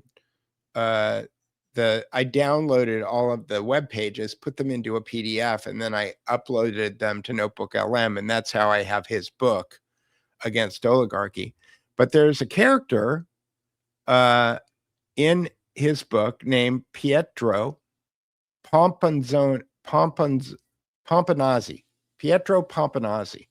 And Pietro Pomponazzi was the guy who interpreted Aristotle and taught his interpretations of Aristotle at the University of Padua. Okay. And I think that this is the genesis of the Aristotle is a bad guy framing, and I'm just going to call it framing, okay? Because I'm not exactly sure what's true. All right, we're talking about things that happened 500 years ago, and the people 500 years ago are talking about somebody who lived 2,000 years ago. So I don't know what's true, but it seems that Pietro Pomponzoni was the guy who was creating this Aristotelian style format and claiming that it was Aristotle. And then you get later on, you get Lyndon LaRouche writing an entire essay called "Secrets Known Only to the Inner Elites" about how Aristotle's a bad guy and Plato is a good guy. But in order to help people figure that out, one of the things that I was doing is I was making infographics. So if I click on the pencil here on the infographic, you could put a prompt in here, and you can tell it to go through a whole book and make a graphic that's only about the thing that you want it to make a graphic about, which I find to be really powerful. And I'll show you how I did that on the latest article that I did on stealth power and the illusion of democracy. And it's got 3 different settings. This is what I'm talking about, 3 different settings of detail. There's standard, there's concise, which means that there's less information. So let's say this is for 8th grade, this is for 5th grade, okay? And then there's detailed. Detailed is really good, except it makes spelling errors right now, and that's why it says beta. But again, you can do these things in all these different languages, like 100 different languages, which is crazy to me. So what I did is I wanted it to make a graphic. And so if I click on here, I can show you the prompt that I used. And this prompt I created in the chat. I asked it to do a detail. I said, expand Pietro Pomponzoni's argument. So Pietro Pomponzoni was making an argument about Aristotle. Where did I get this? Well, I looked at the oh wait, I didn't mean to push that button. I was looking at the mind map, and I was looking at, was it subversion? Let's see. Aristotelian ideological foundations. I'm looking for the Pomponzoni. Anyway, there was a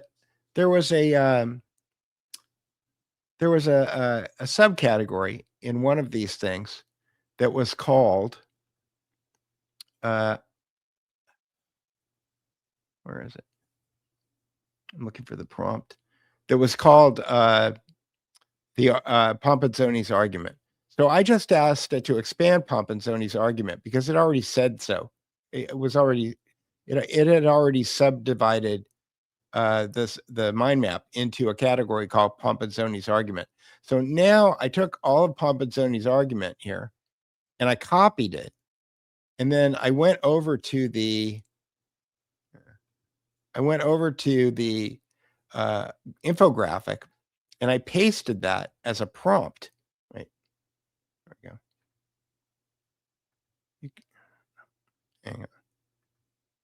No, I don't want to delete that. I've got to go find the graphic. View custom prompt. So here it is.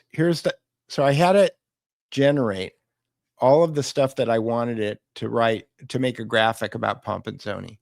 And then this is what it came up with. Foundations of the Venetian oligarchy.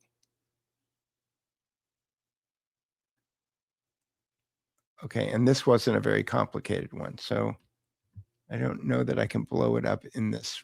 Oh yeah, I can.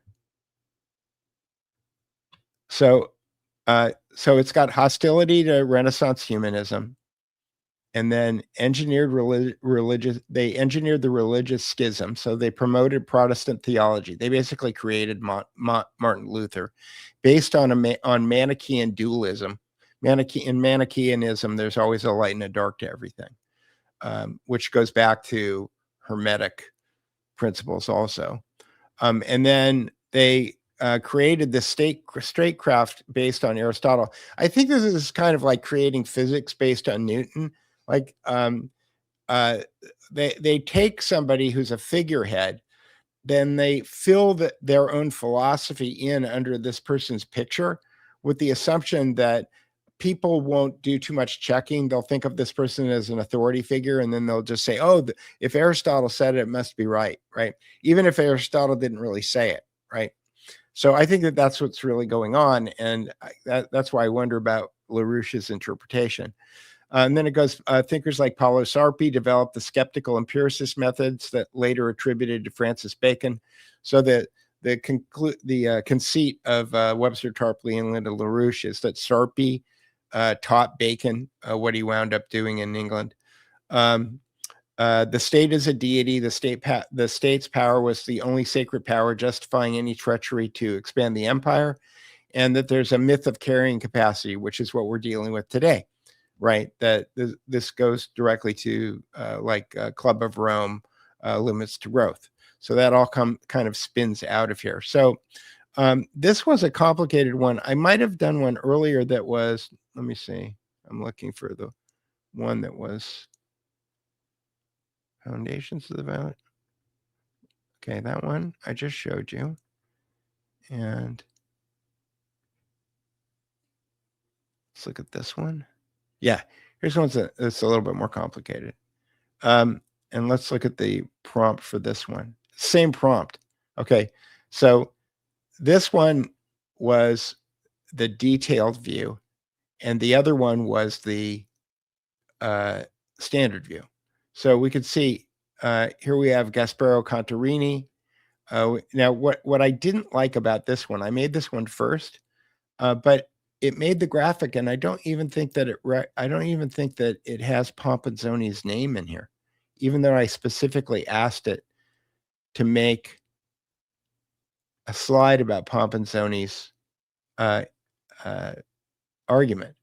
So this is Pompanzoni's argument, but it is a very good slide. It just doesn't say Pompanzoni's argument on it. So maybe I could go in with Photoshop later and just add that in there. But it's perfect. And again, all I did was click a button and it made all of these things. Sometimes they're not perfect. The other thing that you could do is you can make slides. So here's a slide deck.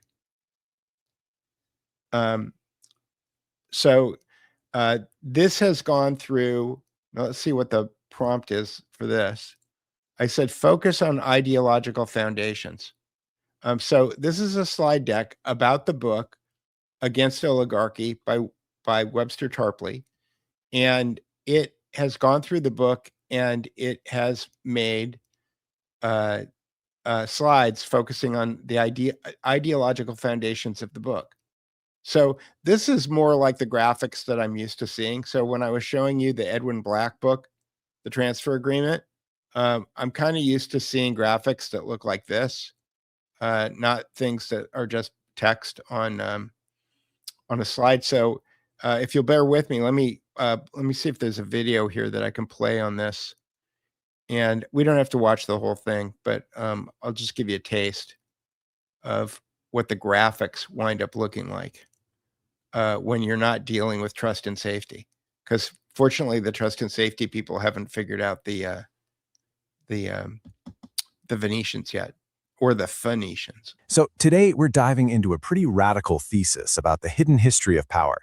This all comes from the work of historian Webster Tarpley, and this guy's no slouch. We're talking a Princeton summa cum laude graduate. His research traces these powerful family networks, these oligarchies, all the way from Renaissance Venice into our modern world. And his argument is that a very specific model of control, born in Venice, didn't just fade away. Nope, it adapted, it moved, and it ended up shaping some of the biggest, most catastrophic events in all of history. When you think of Venice, you probably picture gondolas, canals, romance, right? Yeah, forget all that. The source material we're digging into today paints a way darker picture. It starts with old folklore that saw Venice not as this beautiful center of culture, but as something parasitic, a place that literally stole the heart of humanity and left a cold stone in its place. And this is really the central question that Webster Tarpley's work forces us to ask. It challenges us to look past the standard textbook stories of kings and queens and accidental wars. It asks us to seriously consider the possibility that a different, much more deliberate hand has been shaping events from behind the scenes all along. Okay, so how did this system actually work? Let's get into the nuts and bolts of what Tarpley calls the Venetian paradigm. See, Venice was a maritime empire built completely on finance and trade. To protect the massive fortunes of its ruling families, it needed a system of government that was uniquely stable and absolutely ruthless. Now, before we go any further, we have to be super clear on what Tarpley means by oligarchy. It's a word that gets thrown around a lot, right? But for him, it's not just about being rich. It's a whole philosophical belief system. This idea that certain families are just fundamentally better, that they are born to rule, and that the rest of society must be designed to keep them on top. So when you look at the structure of the Venetian state, wow, it was a masterpiece of political engineering. I mean, on the surface, it looks kind of like a republic. You've got this great council with thousands of nobles, a senate, even state prosecutors. But here's the kicker. The real key to their absolute control was that constant, rapid rotation of officials. So you see, all those short terms and rotating offices, that wasn't about democracy, not even close. It was the exact opposite. The whole system was built to prevent any one person or any one family from getting powerful enough to challenge the collective rule of the oligarchy itself. The survival of the system was everything. The well-being of the actual people, that was a distant second.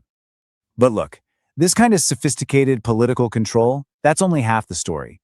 According to Tarpley's analysis, it was backed up by an even more powerful weapon, the control of ideas. This was a war fought not on a battlefield with swords and cannons, but for the very definition of what it even means to be human.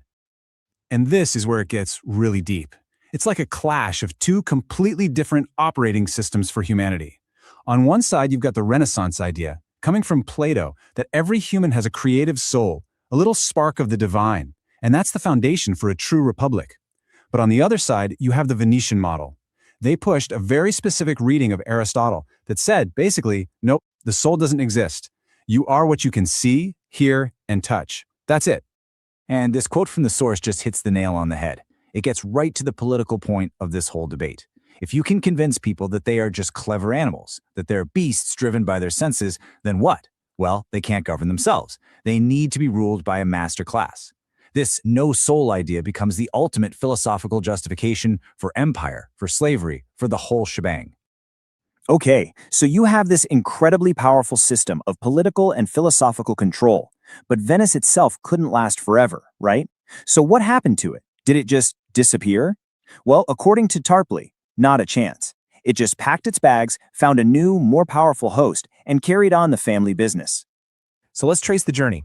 This timeline shows some of those key moments in the big move. And you see the pattern here, right? It's all about money and ships, finance and naval power, the two pillars of Venetian control. From setting up early international banking systems to literally directing England's finances to even advising the British Royal Navy, this wasn't just some friendly alliance. Tarpley argues it was a complete transfer of an empire's operating system. So the big argument here is that the British Empire wasn't some brand new invention. It was, in effect, Venice 2.0. It took the Venetian playbook, financial warfare, intelligence gathering, the whole divide and conquer strategy, and just scaled it up from the Mediterranean to the entire planet. And this is where Tarpley's thesis gets really explosive. The claim is that this Venetian-British model of manipulation didn't just lead to colonialism and exploitation, it led to the deliberate engineering of the 20th century's absolute greatest catastrophe. Now check this out. This isn't just some historian looking back 100 years later. This is a direct quote from the Tsar of Russia, talking about his own cousin, King Edward VII of England. Tarpley uses this to show that Edward wasn't just some passive figurehead. He was seen by his contemporaries as an active and incredibly dangerous player on the world stage. So the mainstream story is that World War I was a tragic accident, right? A cascade of alliances that nobody could stop. Well, Tarpley presents a very different and very controversial thesis. He argues that the key alliance, the Triple Entente, was deliberately put together by King Edward with one single goal: to create a geopolitical tripwire that would surround and ultimately crush Britain's main economic rival, Germany. 9 million. That's the number of people killed outright. It's just a staggering number to even comprehend. And in the framework we've been exploring, these aren't just casualties of a sad, unavoidable war. They are the victims of what Tarpley presents as a successful geopolitical operation, the horrifying but intended conclusion of a strategy centuries in the making. So, if you take away just one thing from all of this, let it be this core idea from Tarpley's work. The huge disasters in our history books, the events that changed the world, Maybe they aren't accidents. Maybe they aren't inevitable. Maybe, just maybe, they are the deliberate outcomes of plans set in motion decades or even centuries earlier by powerful groups operating behind the curtain. And that really leaves us with a final and pretty provocative question. If this paradigm that Tarpley describes, this model of hidden influence and long-range planning, is a real force in history, then it forces us to look at the conflicts and the crises of our own time differently, not just as things that happened, but as events that might be designed. It's a challenging lens to look through, for sure, but it's one this history insists we consider. So, to your point, George, this book is free on Webster Tarpley's website. And if people want to know more, they could just go to his website and go read it. Or you can go to the 1,500 word explanation on DukeReportBooks.com. Or you can listen to a half an hour podcast that I generated using the same technology on DukeReportBooks.com. And, my thesis is that people are going to your point, I think people are much more likely to want to go read the book if they know what's in the book. Sure. And obviously it doesn't go into the nitty gritty details because it can't, because of the amount of time that's available. But if you want to know what the book's about, I think that this does a really good job. I think we should come back next week and do your book.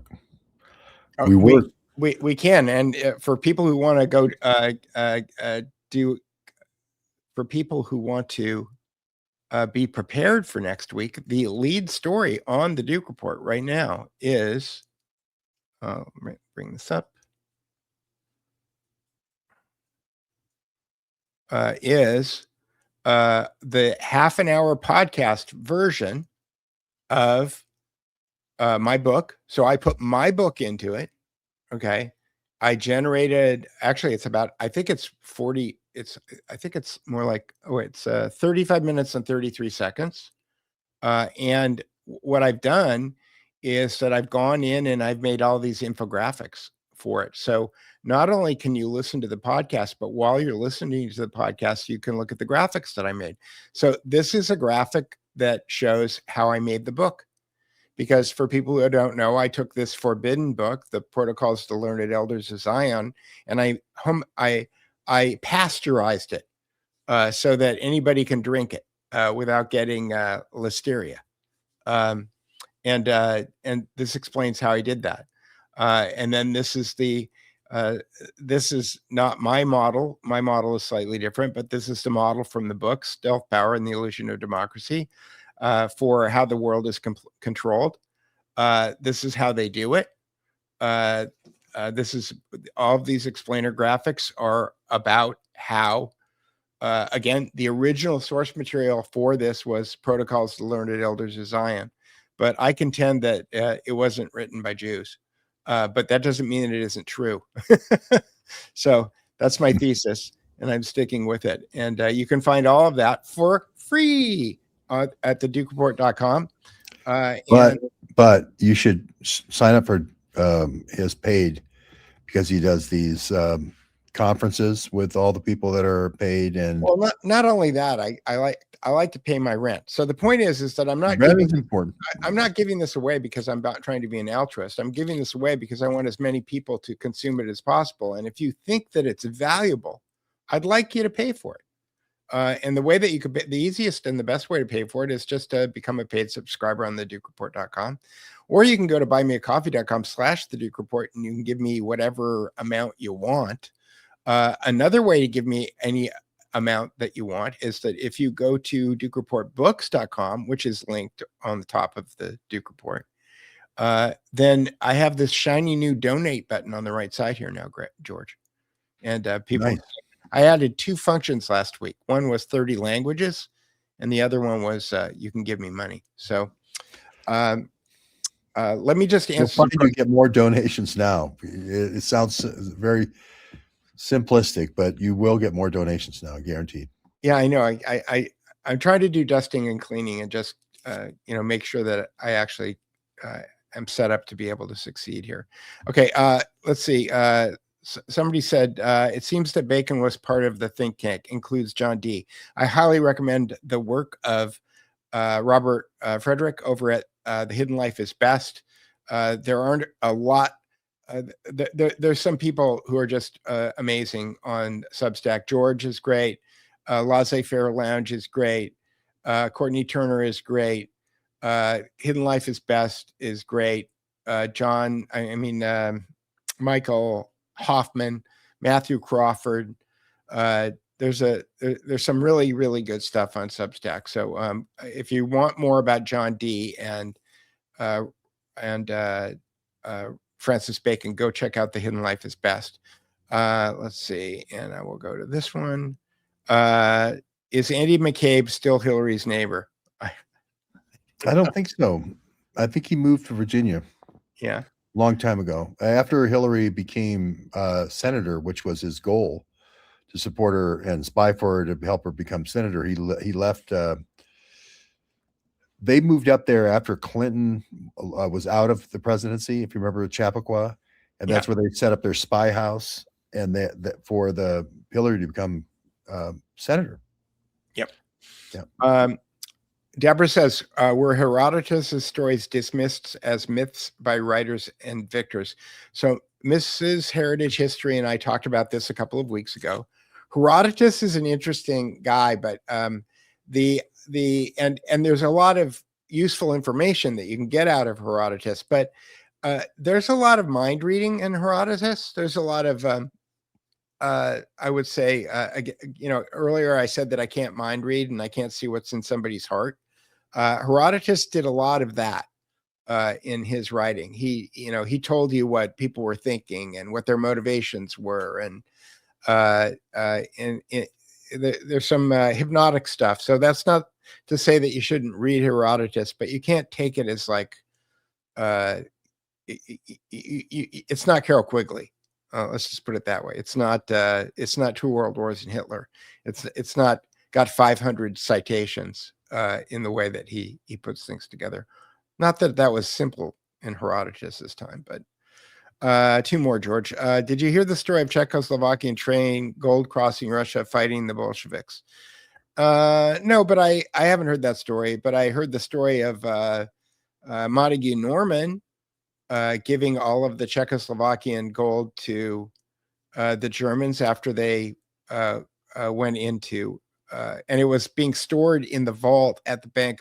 The Bank of International Settlements was in Switzerland, but they kept all their gold in the Bank of London, in the Bank of England in London.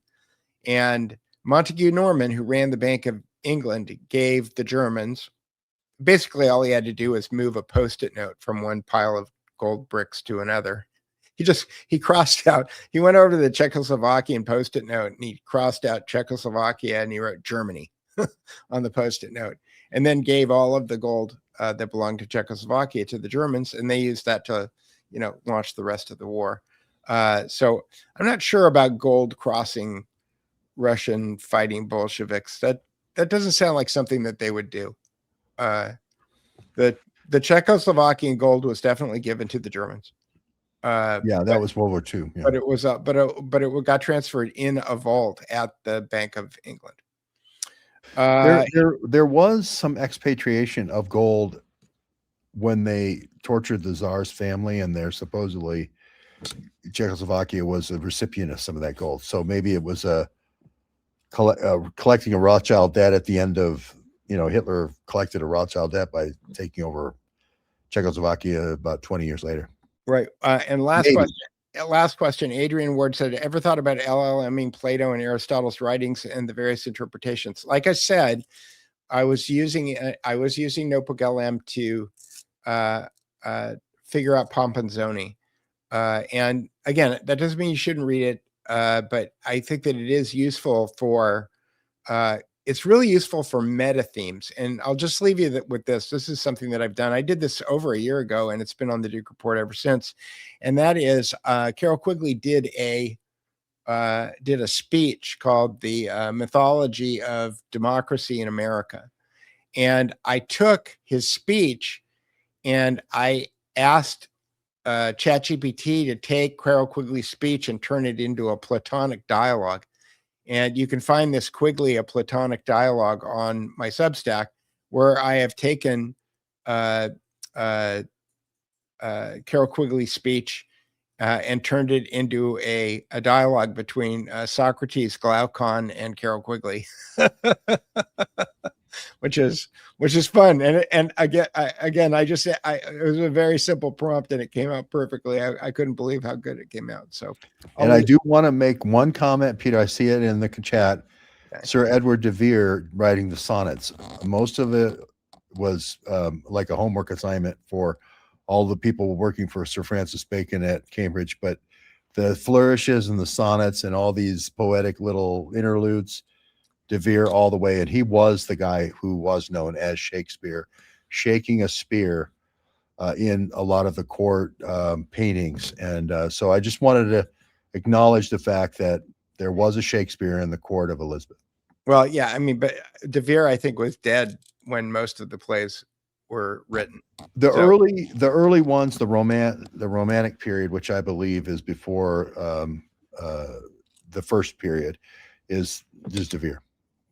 That's and Marlowe. Marlowe also, you have a lot of the scripts of Marlowe being repurposed with the Protestants as heroes rather than something set in Italy. But anyway, we're going to argue about Shakespeare all day.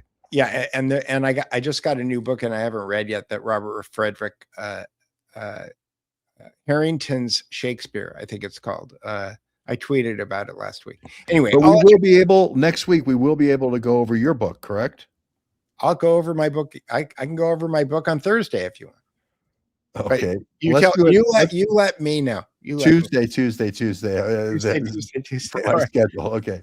Thanks, Peter. Thanks, George. Thanks, everybody. Quigley. Can we get a Quigley update? You want Quigley? You want a Quigley? Everybody wants to see Quigley. Come on. There we go.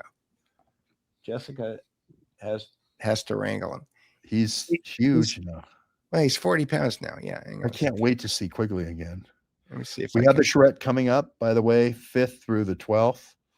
We're going to be mainly focusing on these tools. I have AI tools to beat the evil AI. She's having a hard time picking him up. And Peter has the AI tools. Oh, what a pretty baby. What a pretty doggy. Oh my goodness gracious. He is so gorgeous. That is such a pretty baby. Okay. Thank you, Peter. He's a good boy. All right. Connie Owen says that I wish I had you men teaching history in school. I've been working on homeschool curriculum for like the last 3 weeks. So we want to do it too. All right. See you later, George. Thanks, Peter. Bye everybody.